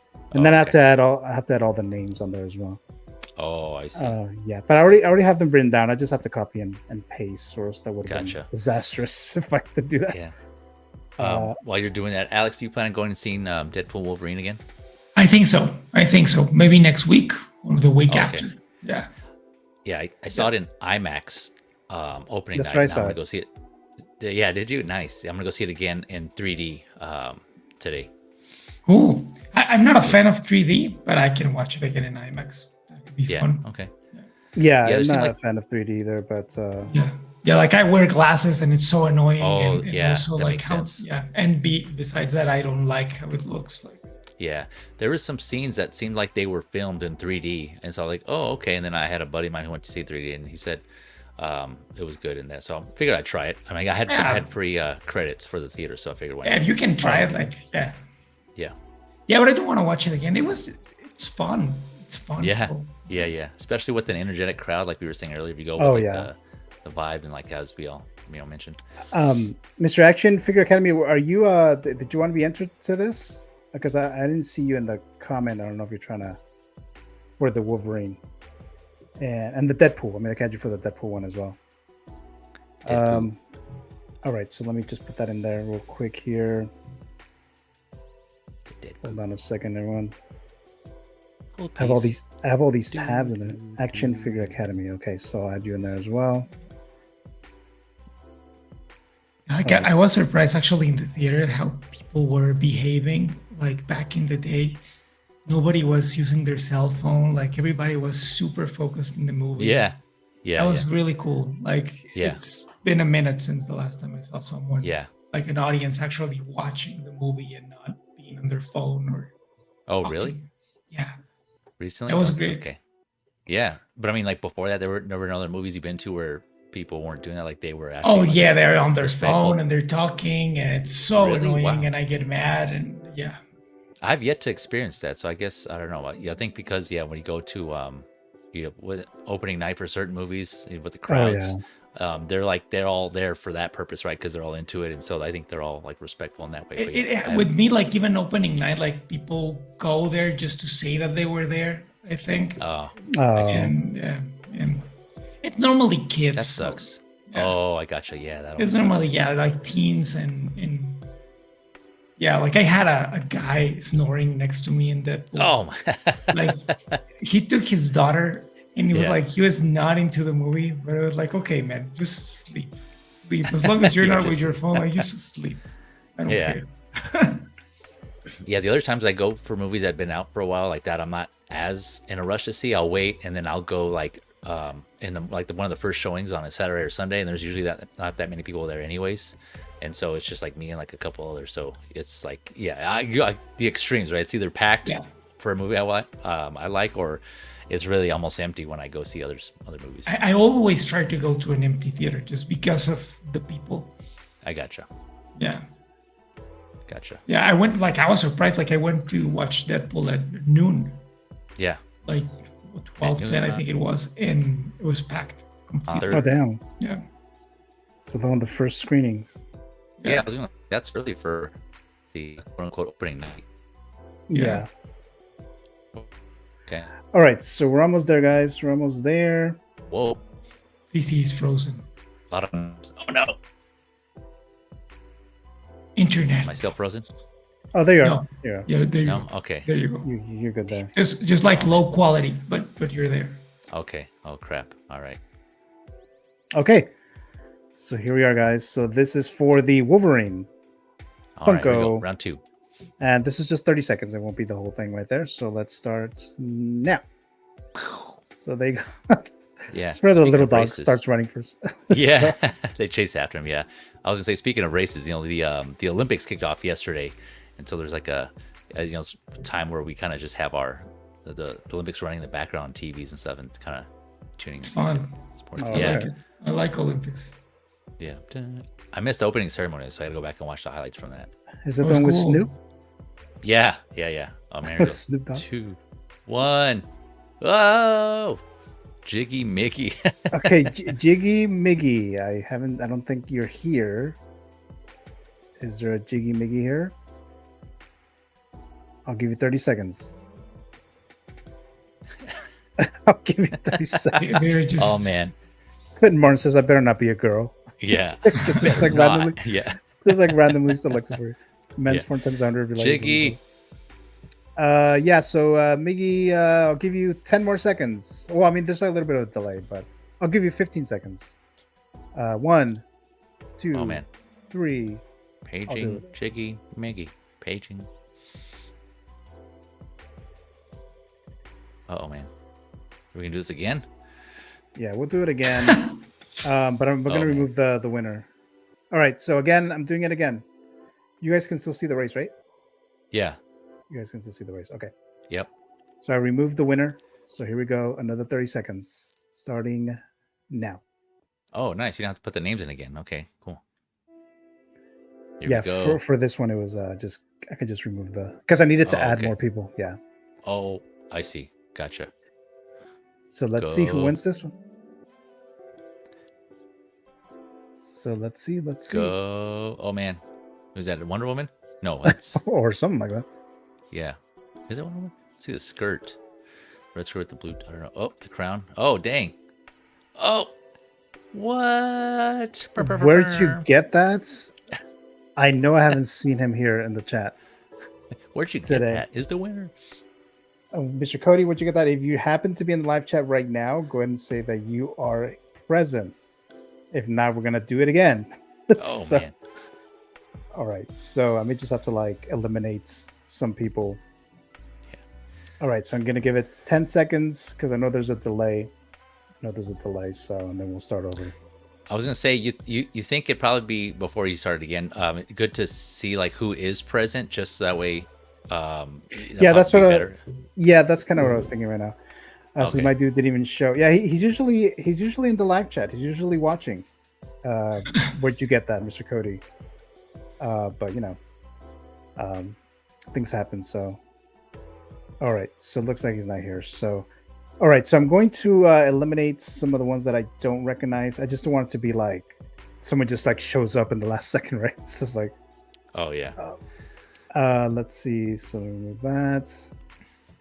And the thing is, I don't even know like who's actually here. Okay, Yeah, so what I'm gonna do is as soon as you see your name, type immediately. I'll give you like 10 seconds. Okay, and I'm gonna shorten the race to 5 seconds. So I'll do that too. Whoa. Um, Here we go. let me see Sprint. let me see if it'll let me. Actually, I don't think it'll let me. Oh, okay. Hold on. Nah, it's not gonna let me. Like in Here the we go. settings. Up too late. And we're off. Okay, so hopefully whoever wins is here in the live chat. I don't see Mr. Q. Wanted to see crazy image. Here we go. Says Here we Storm go. there. Yeah. Oh, there's Wolverine or X-23. That's right. Indeed. With who's on the bottom? Who is that? Oh, Spider-Man. This will be Spider-Man. Spider-Woman. Spider-Girl. Oh, bam. DeMarco 2037. So if you're here, let me know. You got 10 seconds. DeMarco 2037. See that here in the live chats. I'll give you. I can't tell if a girl or not, but I know I'm losing, says Quentin Martin. Okay, let's do it again. Hold on a sec.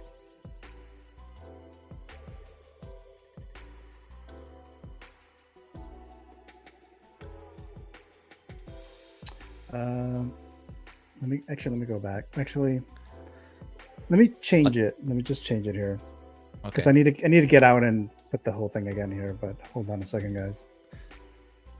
Yeah, I was gonna see if maybe that settings there, if you can change the time there on that settings option. I don't know what's in there, or if you already tried that. I think I did try it. I did something else. Oh, Yeah. did it? Okay, gotcha. Yeah, it's doing something else. I don't know what that No, is. sorry, that gear there at the top left. Oh, right Did you try here. that? Yeah. Oh, okay, okay. Oh, there you go. Yeah, there Yeah. you go. There you go. Okay, so let's do 5 seconds. There we go. Bam. And they're gonna be rushing right now. Watch. Yeah. Sprint. All right, you guys can still see it, right? Yeah. Yeah. I can still see Okay, it. here we go. 5 seconds. They're gonna be running right. The dog has it. Oh, dang, Martin. Martin. Okay, there you go. All right, there you go. Finally. There he is. Winner. Clint Martin, if you're still here, there you go. Okay, Clint Martin. All right, Mr. Clint Martin. I don't know if you have Instagram or not, but go ahead and message me on Instagram, or if you have Facebook, message me so you can give me your address. Clinton is here. Yeah, he's present. definitely here. I see him here. Clinton is here. All right, so congrats, Mr. Clint Martin. Congrats. So you won the Wolverine Funko. All right, so let's go ahead and go back and do the other one, the Deadpool one. Let's see. Ben Hur saying, "My friends call me Jiggy Miggy." Okay, so the Yeah. previous winner, yeah. All right, so let me just set up for the other one, and then we're gonna do it short, 5 seconds. But any other thoughts before we get into the spoiler review, guys? No. Yeah, I think I'm ready to discuss some spoilers. Get all spoilery. Okay, and then I'll warn you guys in just a bit here. I'll warn you guys about the spoilery stuff. All right, so let's go in here. Okay, so it's just going to be 5 seconds, and then we'll do it. Okay, so what do we got here? 5 seconds. Another dash. Yeah, so another one here. Just editing the names. Okay, so we got that. 5 seconds. That's a cool version of the Wolverine though, with this adamantium coming out. Yeah. Oh yeah, most definitely. Okay, so we have this right here. You got Deadpool on the scooter. Okay, Oh, so it's nice. Deadpool on a scooter. So that's the Funko. 5 seconds. All right. So if you guys are present, let me know. And then we'll do it again. Another 5 seconds. Oh man, here we go. Here we go.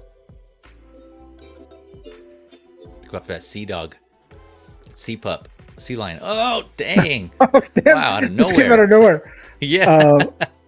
All right, so it's who is it here? Something Where is it? I crushes. just saw it right now. Oh, Bufford High School Crushes. I haven't seen that in the live Oh, chat. okay. So I'll give you 10 seconds. If you're here, let me know if you are Crushed the it. winner. So we can do it again. Again, this is for the Deadpool Funko. Okay, so I'm gonna count to 3. 1, 2, 3, 4, 5, 6, 7, 8, 9, 10. Oh, No? Okay. no. All All right. right. Removing the winner. Run it back. Race again. Yes. Starting now. Oh, and now. 2, 1. Whoa, dang. Another one out of nowhere. One Indiana Jones. So once Indiana Jones. Once Indiana One. Jones. If you're not here, I'll give you a few seconds. Storm says I'm not skinny but miss running. Okay, all right. All right, so I'll give you 10 seconds.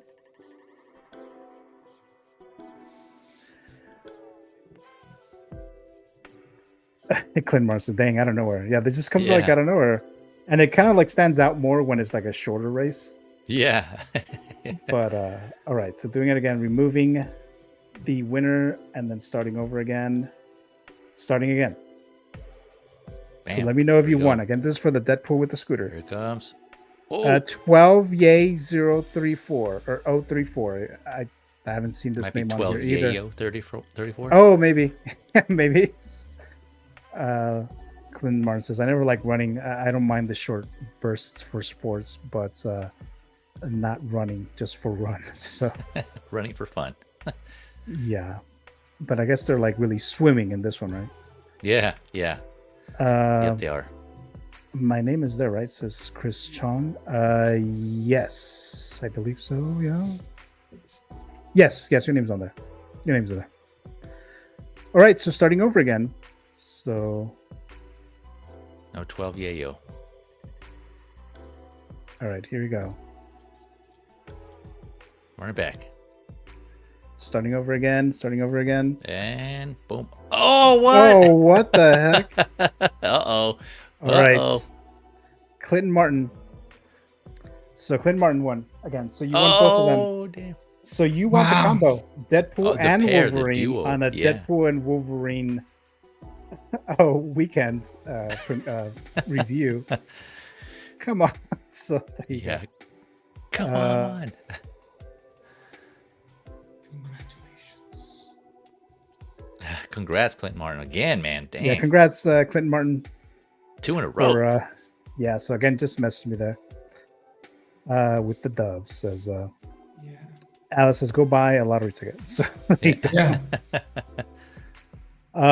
All right, so we got our winners for the Funko giveaways. All right, so thank you so much for watching, you guys. Now the stream is not over, so we're still doing a spoiler review of Deadpool and Wolverine. So if you have not seen the movie and you do not want to get spoiled, then this would be when you would take off, right?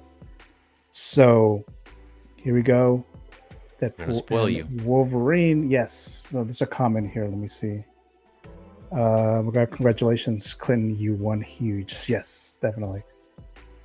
All right. So let's see here. Let me put the little spoilery section here. There you go. Spoiler alert, guys. Spoiler alert. All right. There you go. There you go. Okay. So let's do the. I don't think we need to do the negatives, right? Any spoilery that's negatives? No. Not I mean, that, it's a not story. like I guess the whole thing is kind of like that, but Yeah. okay. So let's go here. Thanks, guys. Have a great day. Says Clinton Martin. Thanks Later, so much, Clinton. Mr. Clinton Martin. Okay, so why don't we throw it to Mr. Feezy? So again, guys, spoiler alerts. If you're tuning in, this is a spoiler review section of Deadpool and Wolverine. If you haven't seen it, here's the sign that you see. Spoiler alert. Go ahead, Mr. JFeezy.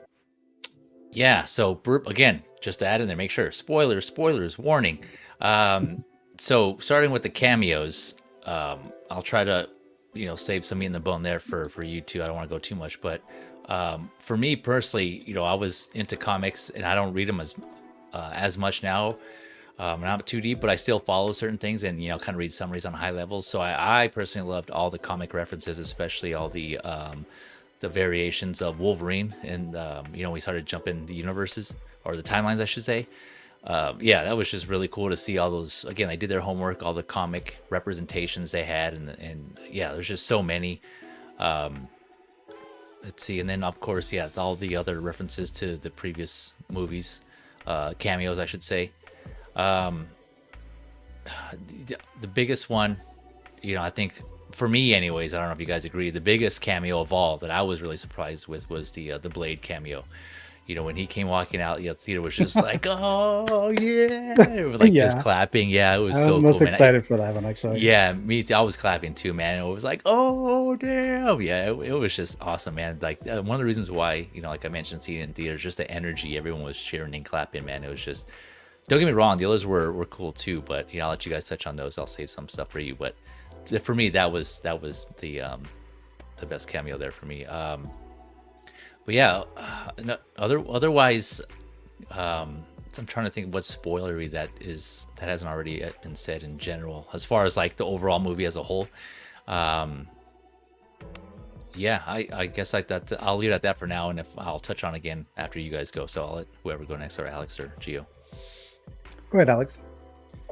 And my favorite cameo was Henry Cavill as Wolverine. That was awesome.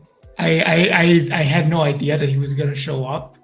So I was very surprised to see him there. I actually thought that it would be cool if he'd take on the role, at least for, a movie like when John Krasinski was. Oh, yeah. That'd be cool. Like, yeah. Doctor Strange, yeah. I think, like, this was, like, really good fan service in the cameo department. Like, everyone who was there had a purpose. It didn't feel just like, oh, here they are. Everything was like for a reason. And I like that one. And I don't know if you wants to talk about the other one, the Flame On guy. Oh yeah, right. That's right. Yeah.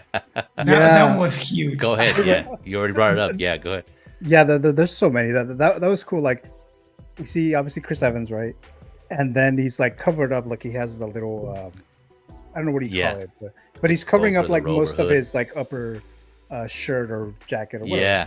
And it's blue, but it's like, it could be any of the characters that he's played, and then Deadpool was like, oh, he's gonna say it. Yeah. And we're thinking it's gonna be Avengers Assemble. Yeah. And then he's all like, flame on, then the fucking flame goes up, and then he's like, and I was like, oh shit. And that was that was done so perfectly. It's like that's the way you do that. Yes. Especially with Chris Evans, especially that he's played two Marvel characters, and like I said, he could be either of those characters. He could be Cap or he could be Johnny Storm. Yeah. And so that part was awesome. That was great. Real quick touch on that before. Mm-hmm. Sorry, I wanted to add also when they showed like his back when he was up high and he had his arm out, it looked like he had some like red and white around on his sleeves, so that kind of also made you think it was like Captain America-esque in addition to the blue. So it had like red, white, and blue on his sleeve. I forgot what the material was, but and I think that's why it had me thinking too. So yeah, I agree, it was well done.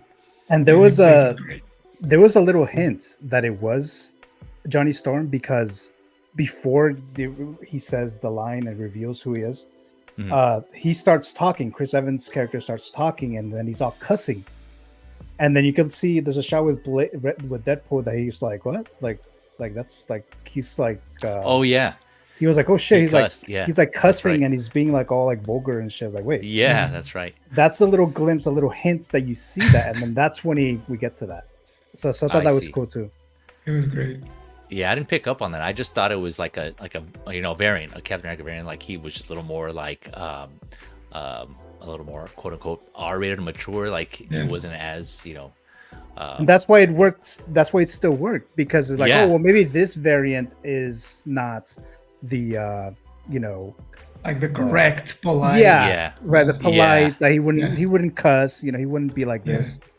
So Yeah. that was done well too. Yeah. It was, yeah. Yep. Let's was gonna- see. Oh, Go sorry. ahead. Go ahead.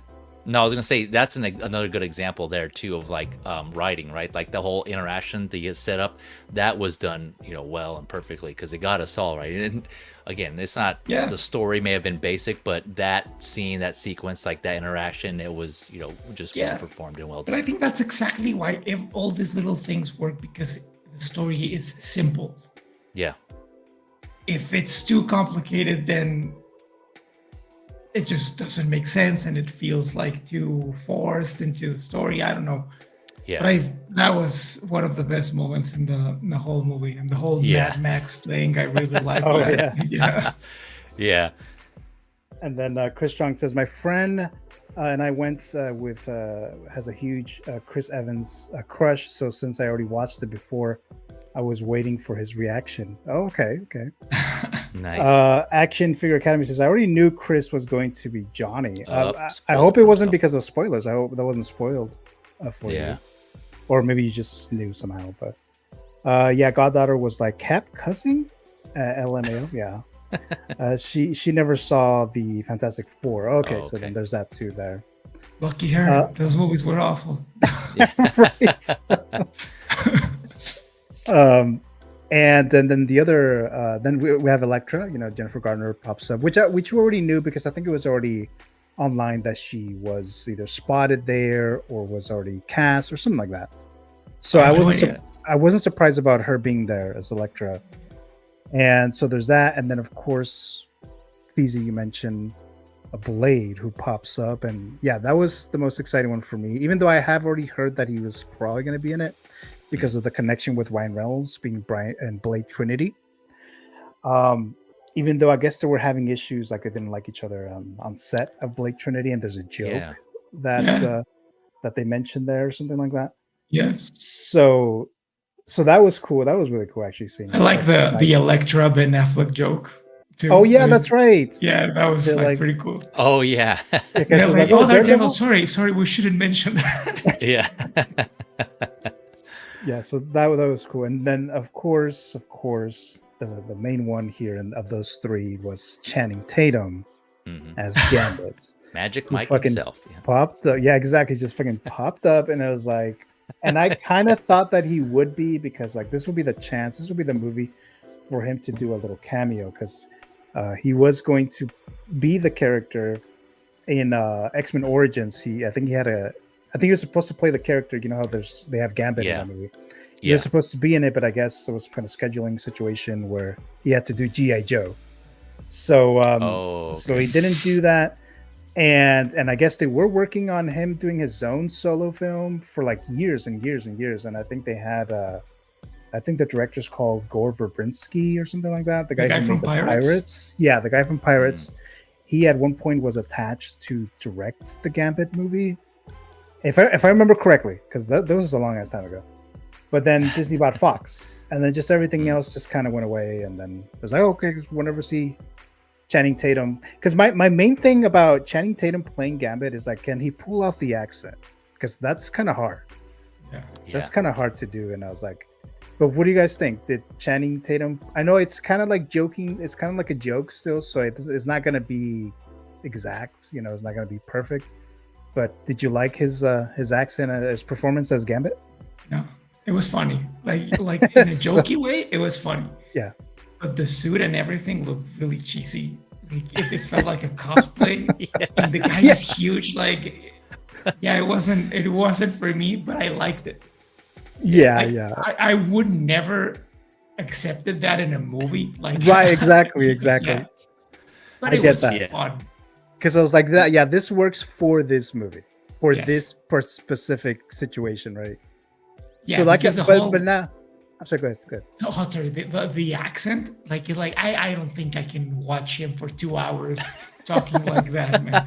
But see, that's the Yeah. thing. That's the thing. Is like, would he really? Is that his accent? Like, would that be the one that he would do if it was a real Gambit movie, or if he's kind of like, downplaying it because it's a comedy? So I guess we still would never know, right? Yeah.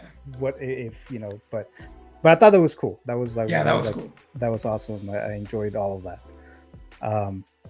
Any other thoughts there, Feezy or Alex, specifically to those cameos, or any other ones that you noticed or something? The cameo of X-23 was pretty cool. Like, it was a good role there. Like, just a nice connection between her and Logan was nice. Yeah. It was like, I like that she wasn't part of the whole comedy thing. Like, it was more like this thing that brings him back to, like, you have a mission. I think it was nice to have that element of the other Wolverine, which is not comedy, it's more a drama. I like that part. Yeah. That was a good cameo. Yeah. In regards to Gambit, I agree with Alex that it was cool to finally see him play that role, because like you were touching on, Gio, just like it was just been a long time coming. Just they've been trying for so long. There's just never came to fruition. So it was cool to finally see him suit up. But yeah, I was telling my other buddies, after seeing him in the movie, I was like, maybe it's for the best.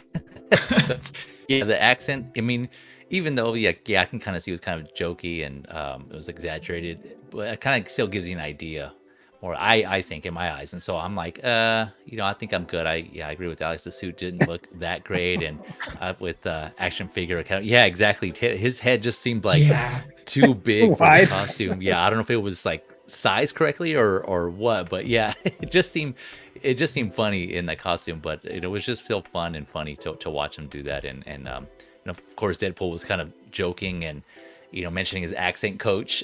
He kept, that's right. That's right. He kept joking about it. So that was funny. They were just having fun with that also. So it was just, but it was still cool to see him finally put on that suit. Yeah. Dogpool was my favorite. Yeah, Dogpool. Yep. So they did a little glimpse of a Hulk. Oh, yeah. Like very short, and I was like, wait, what the fuck's gonna happen right now? Yeah. but then it doesn't happen. So let's see. What about the did you guys like the variants, the Deadpool variants? Alex?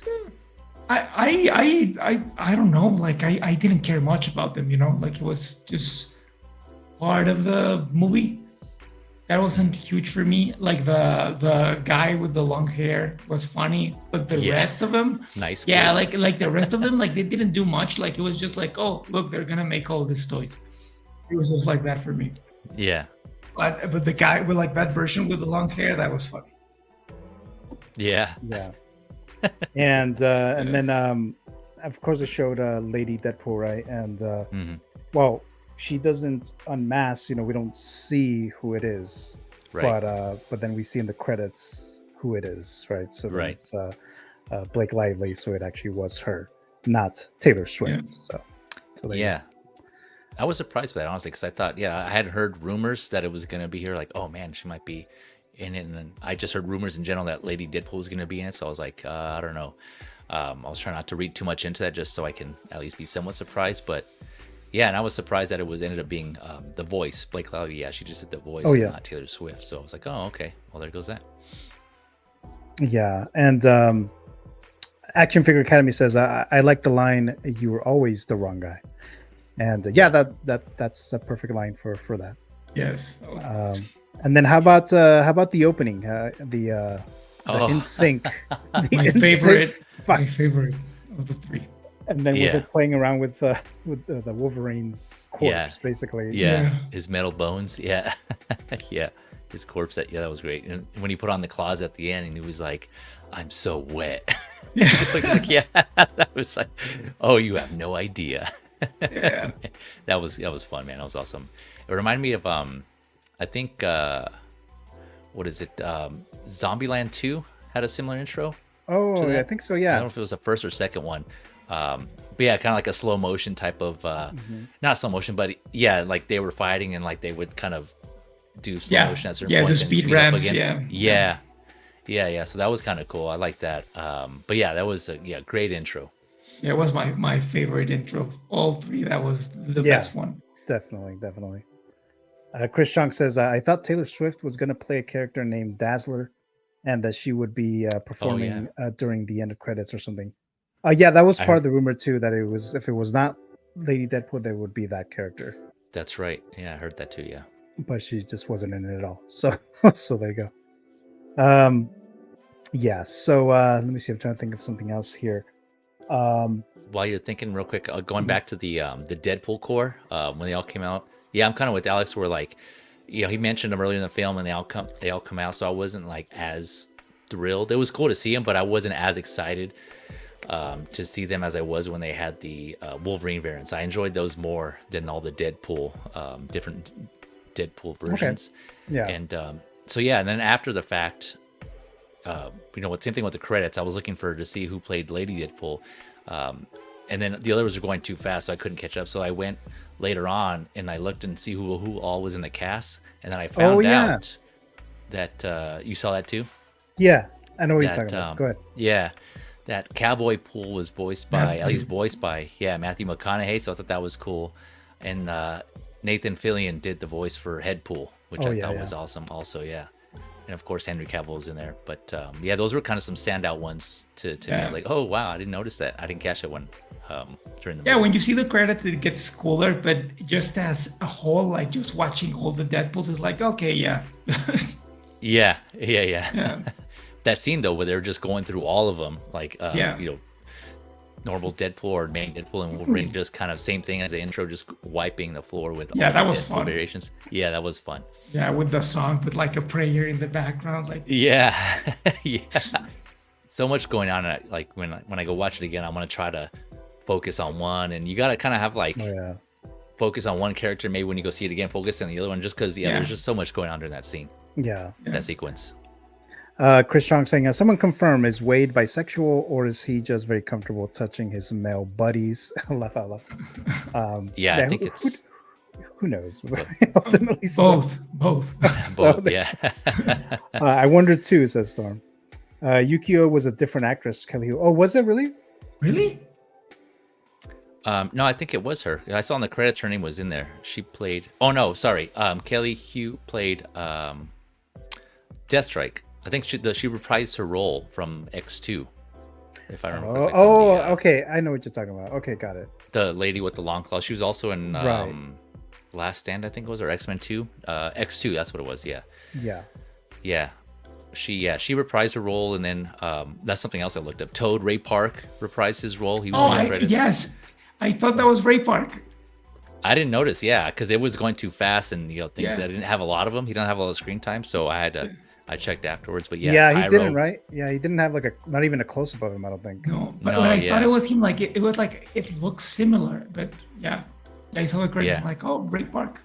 What were some of the maybe characters that you were maybe expecting or hoping that would have appeared that didn't?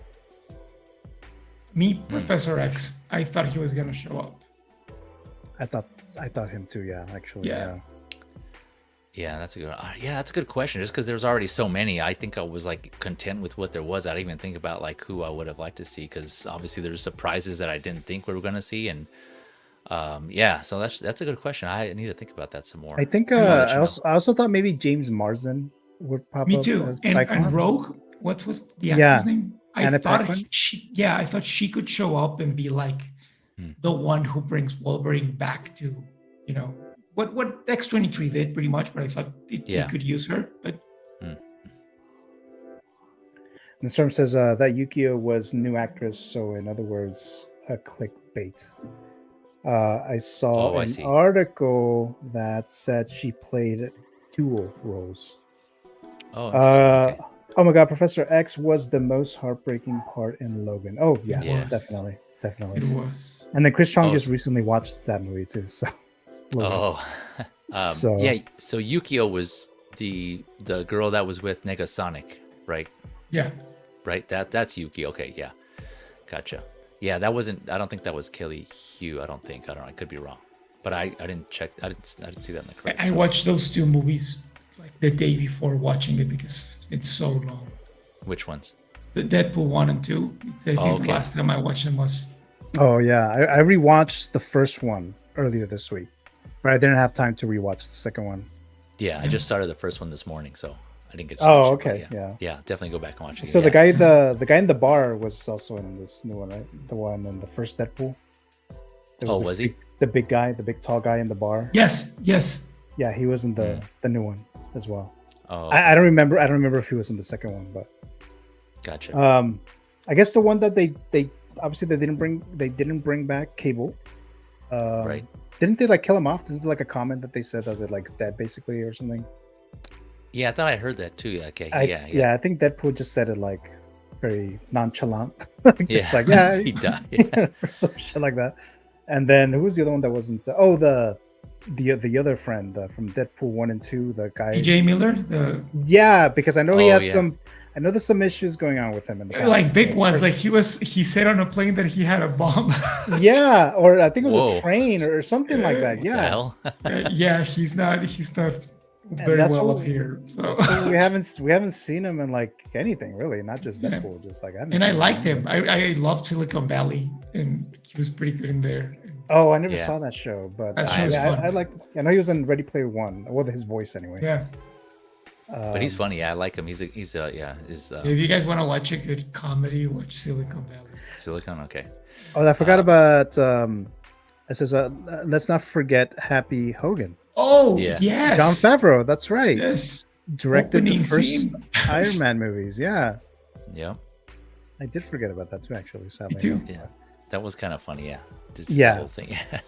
Yeah, definitely. Go ahead. No, I was gonna say another thing. So going back to like the writing that I just remembered this morning too, that I realized, kind of another plot hole is, unless I missed it, but you know how he was doing his whole birthday dinner party to get together, and then he goes to answer the door because the TVA was there, and they just kidnap him, and then so he leaves, and his friends they're just there the whole time. They're like, they don't even check on him, like what the hell happened to him, like everyone at the party, like you know what I'm saying? You never go back to them. Didn't he go back to his timeline at the end? Isn't that? Oh yeah, but what I mean is like we never in the story we go and see them how they're doing, or if they ask about him. Yeah, like, that's my point. Yeah, that's what I'm saying. Yeah. They just never go back to him. So like, I wonder if like they just totally skipped that whole part of the movie. They're like, well, you know, his friends were like, well, I guess Wade just left, and they just went home. And a party. I guess so. Yeah. We have Duplanty. I'm saying Duplanty. that. Yeah. Duplanty. Boys, okay. what up? Oh, okay. Duplanty. Yeah. Thanks for coming through. Yeah. Thank you so much for dropping by. I really appreciate it. Comic, Deadpool, X-Men fan also. Right? Oh. Yeah. Longtime friend. Oh, you know what I didn't like? Sorry. Just remember, like I wasn't a fan of the villain, the Succession guy. Oh, that's right. Paradox. Wait. Yes, Paradox. Oh, like, that guy. Oh, okay. Yeah, for me it was like kind of irrelevant. Like he did a good job, but it wasn't memorable at all. Yeah, that's a good thing. Again, kind of with the writing, right? It's like why he didn't really have that much power. I mean, like they could have killed him off anytime they wanted. Like I'm sure Deadpool's pretty clever. He could have found a way to, get what he wanted. But I was like, why is he even listening to this guy? Like, why is he doing what he's saying? Like he could, if he wanted to. And the motivations of the character are not like strong enough. Like I want to destroy this universe because you don't have a Wolverine. Yeah. And like Deadpool has the best idea. Like, okay, so I'll bring in another Wolverine and problem solved. And they're like, you don't want that. And you're like, why? And they just never explain it. They're like, it just doesn't. Yeah. Yeah, pretty much. It's going to be one of those situations. I forgot to mention, how about the comic accurate Wolverine? Yeah. Yeah. The mini Reen, as I started calling him. I thought it was gonna be Daniel Radcliffe. Oh, that would have been cool, actually. Yeah, I thought that, and then saw his face and like, nah. That's funny. Yeah. He jumped down. Yeah, that was hilarious. That was funny. I did like I think my favorite Wolverine variant was the Age of Apocalypse one. That's the one where he had his hand missing. Yes. And that was from okay. yeah, and that was a cool one just to see that, just because it's not really a popular storyline in the comics. And but I always liked it just because like that whole alternate timeline dimension universe or whatever, and to see him in there, that actually like they went with, that was really cool to see. That was cool. But speaking of villains, I thought what I thought you were gonna go with, Gio, was Nova, Cassandra Nova. It was I think another example of not good writing, but again, it's just having fun with the movie. So I just her motivations were like, as powerful as she is, you know, like she just wanted to stay down in the void, and it's like okay. You know what I'm saying? Like, it's just weird. I don't know. I actually liked her. You know, not one of the greatest villains for sure, but I actually liked her in it. As far as like why she wanted to stay there and why, you know, all the other stuff, maybe that didn't make that much sense. But I actually didn't mind her. That's why I didn't include her in negatives. At least for me. I see. Anyway. Yeah. Oh, okay. I thought it was a spoiler. Yeah, me too. Oh, yeah, I guess. Well, I mean, she's in the trailer, so I could have said, oh, I didn't like the villain, Nova, or whatever. Oh, yeah, that's true, I guess, yeah. But I didn't even know who she was. Like, I didn't know Professor X had a sister. Yeah, same. Is that in the comics, or is this just for this movie? I don't know, actually. I want to say that there is a comic somewhere that does have a sister, Professor X, but I don't know for sure. Yeah, I don't know. Let's see. Chris Johnson says, my friends also got super thirsty when Wolverine's costume was okay. Oh, that when that at the end, that figure that they announced on Hot Toys before the spoiler, movie. Yeah. So it's like, I'm sure this is spoilery, but I don't know the context. So I'm like, I guess it's not really, but yeah, that was, and I figured it would be some kind of like a joke regarding that. Yeah. You know what I also like I think it's not a spoiler, but how they were attacking Disney all the time. Yeah. I love that. Yeah. Like how they were attacking like all the mistakes, how the company runs, all that. That was so cool. Like I can't believe that Disney approved it. Yeah. Yeah. That was awesome. Yeah. Even that list of the cocaine references. He's like, damn, look at this. They know them all. Yeah. He says that's off limits. Yeah. Yeah. Duplantrey saying that she is in the comics. Okay. So, okay. Nice. Yeah. Thanks. Yeah. I was saying I need to read up on her then. I don't. I didn't know. Yeah, like for me, X-Men sometimes it gets like soap operas where it's like this guy is the brother of the sister, and I don't know, like what? Yeah, there's a lot of that. Huh? Second cousin, former roommate. Yeah, like Juggernaut is the brother of. It's like what? Right. Yeah, half brother, right? Step brother. Yeah, Cable. Yeah. I didn't know until a few years ago that Cable was the son of Jean Grey, I think. Yeah, and Cyclops. Yeah, that I knew. Yeah, that was I had no idea, and it's like, okay, this is very confusing, but cool. Yeah. Speaking of like the whole shirtless Wolverine scene, what did you guys think about the mask part when he actually put the mask on? Oh, that's okay. That was another thing I forgot. To be honest with you, because I was enjoying the movie, I completely forgot that he has not worn the mask. Yeah. Until like the third act, basically. Yeah. And I was like, oh shit, that's right. I liked it. I mean, it fits for this type of movie. It looks kind of weird if it were like a real X-Men movie. Yeah. But I mean, I liked it for what that is for that movie. I see. Yeah. I just honestly like it didn't work for me, like the execution. I think I mentioned this about the figure on a previous stream. It might have been Copper Drop, but when he had the mask sculpt, you know, like as much as anyone wanted to see Hugh Jackman in the suit, and I think the suit without the cowl worked, but the execution on the actual cowl, I don't think it worked. And especially in this movie, I think it looked worse to me. It just looked funny, like the way his eyes were kind of like weird and bug-eyed, and I couldn't take him seriously every time he had the mask on. And he was talking seriously to Deadpool. It was just funny, and all the white eyes. It just it didn't work for me. And I was just like, I mean, I guess like go ahead. But that's what I mean. I think it works for this movie. Like if he were to be in a regular X-Men movie, like a real legit drama action movie, that wouldn't work. Yeah, but I think, and I think it works here because it's also a comedy, and it is kind of funny that he's wearing. It looks funny. Go ahead, Alex. Good. Oh, sorry. It just looks fun. Like I really liked it because it looked like watching the X-Men cartoon. Yeah. It looked like I like that, but it looks cheesy. It looks pointless. But it's also the same with Deadpool. Like the white eyes, like it's so hard to see through that, you know. Yeah. But it works here because it's a comedy. If Yeah. you, like Joe was saying, like if you take that to another context, like Logan, like doesn't work. Oh yeah, no, Doesn't- not at all. Yeah. With the Deadpool suit though, I think that worked. I don't know why. It just seemed because it seemed more form fitting, and like the eyes actually like Yes. they made it so they CG the eyes, right? But I didn't notice that with Wolverines. They're just kind of static, and like just the whole sculpt around the eyes was funny. And yeah, I agree. Like, you know, this the context of the movie, it makes it funny. But even then, I think it still bothered me, especially like I said, when he's trying to have that serious moment with Deadpool, like that. You Yeah. know, it kind of got a little more dramatic. But you know, I still couldn't take what he was saying seriously. Like, you know, it's gonna, you know, let me do this type of thing. And that whole conversation, it was just like, yeah, it was just funny. I'm like, okay, I don't think this was it. But no, that was just me though. No, but I understand. Like it does feel weird when you stare at it. Yeah. But you like, I think So that funny. it's also because it was an action scene. Yeah. It didn't bother me. But if it was like, if I had to see him through the whole movie with that, it would be like, man, take that off. Yeah. This is getting ridiculous.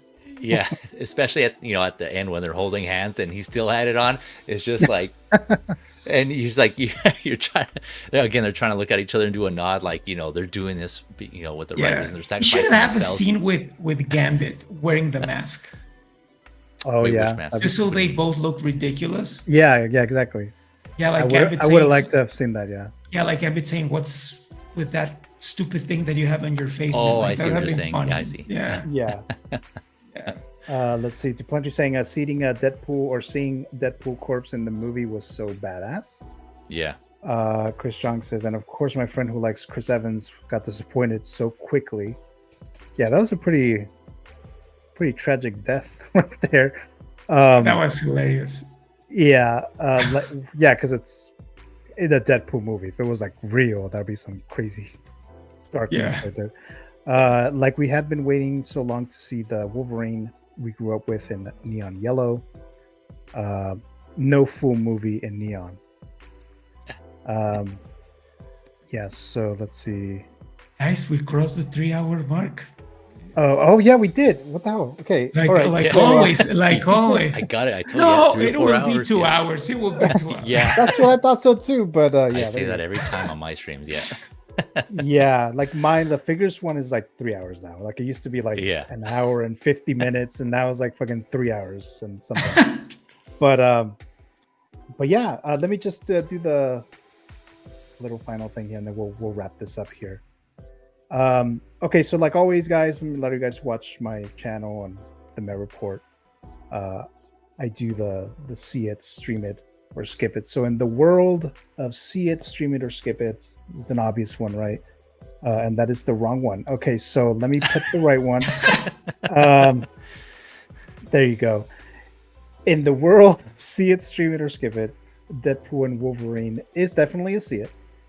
I do want to watch it again. I don't know if I'm going to be able to watch it again this weekend. Probably more likely next weekend. But oh, it's kind of like blocking that. So I did give it an A minus. I mean, it's overall it's a fun experience. A lot of stuff going on. Story was basic and weak, as I mentioned earlier. Then there's a couple of things that obviously didn't make any sense. But overall, I enjoyed it. I do want to see it again, and that's what I'm giving it an A minus. See it. Any final thoughts on the film before we close? We end the stream there. no, this was fun. I don't have anything additional. Just Great movie. like I said, going to see it again. What was that, Alex? Great movie. Just said great. Alrighty, so we're gonna go and end this here. Let me remove the little spoilery thing right there. Okay. So I'm gonna have you like I think there wasn't anything else. I'm gonna plug you guys' like channels and stuff like that. So let me do that. So let's start with Mr. Alex. So what do you have going on? Oh, sorry, it froze for a second. Oh, not much. Just uploaded yesterday, I think, a Deadpool non-spoiler review. So If you guys want to go watch that, turn on the captions in English. Oh yeah, that's right. And I always yeah. forget. I always forget because it's like I know Spanish, so I don't really like notice it. Oh yeah, So it's like, oh yeah, that's right. Like not everyone speaks Spanish. but for people who don't speak Spanish and want to watch me, you can go there and like just uploaded yesterday, and I'll be posting more reviews in the next couple of weeks. So yeah, just that for now. All right. Well, thanks so much, Mr. Alex Montano, for joining me here today again on the Met Report. And hopefully I'll see you tomorrow night on Figure Stock. Let me know. I think I can make it. Yeah, let me know if there's any change there. But Yeah. if not, you'll see him, Yeah. Mr. Alex, on Figure Stock tomorrow night. Well, Mr. J Feezy, what do you have Yes, going sir. on? I have your Feezy's media page Okay. up here. Yeah, okay. Not that much going on. Yeah, this is kind of my other channel. As it kind of implies, is where the channel where I talk about entertainment media, so movies, TV shows, video games, and these guys know they've been on some other some of my previous streams that we've discussed. I mentioned The Exorcist, so that's on there. But my other channel that Gio's bringing up here, Feezy's Figures, this is the one where I talk about collectibles, action figures, the other hobby of mine, in addition to media, consuming entertainment media. This one is, I would say, probably more my primary one. This is where I have a lot of more of my content on this. By content, I mean my streams. I stream when I can. I don't have as much time as I'd like, so this is like just a hobby, right? Streaming and doing this whole YouTube thing is a hobby. I enjoy talking with everybody, with you guys here on the panel and other like-minded folks, and so it's a hobby. So I just do it when I have time, and as long as I enjoy it. So I would say, if you're interested, obviously check out the channel. You can subscribe to get the notifications, but also I post up on my social media feeds, Instagram and Facebook, when I'm going to do a live stream on either channel, right? Feezy's Media or Feezy's Figures. YouTube is the only place where they're separate, but on Instagram, sorry. On Facebook, it's just one. They're both in one account, so if you're kind of confused by that. But yeah, I have both of these on both accounts on Instagram and YouTube. So follow either one if you're interested. No worries if not. If it's not for you, it's all good. Either way, I just appreciate the support, appreciate the time that you give to my content. It's always appreciated. And of course, Gio and Alex, this was fun. This was awesome. Thanks again for having me on. Finally, glad to finally be able to come on and stream and chat with you on your channel, man. So hopefully it's not the last. Yeah, definitely, Feezy. Like I said, we're trying to have you on here, but schedules and stuff like that. Right. So I'm glad you're able to join me tonight or today. I keep saying tonight, but today. And then we have Alex with us because it's kind of like a little reunion from that Exorcist. Yes, and 3 hours long as always. Yeah. except the Exorcist one was only Exorcist. Right? Yeah, it was only the Exorcist. but all yeah, Exorcist, guys, all the time. Exactly. But yeah, guys, thank you so much for joining me here tonight in the Canon Council. And for everyone who watched live, thanks very much for that as well. If you're watching in the replay, of course, thank you so much for that as well. Again, tomorrow, Figures Talk, 6 p.m. Pacific time. There's a lot of announcements, a lot of teases, and I'm actually going to do like another quick spoiler review of Deadpool and Wolverine with some of the other council members tomorrow as well. But that's pretty much it for now. So thanks so much, everyone, for watching. And I'll see you guys next time. Have a good one.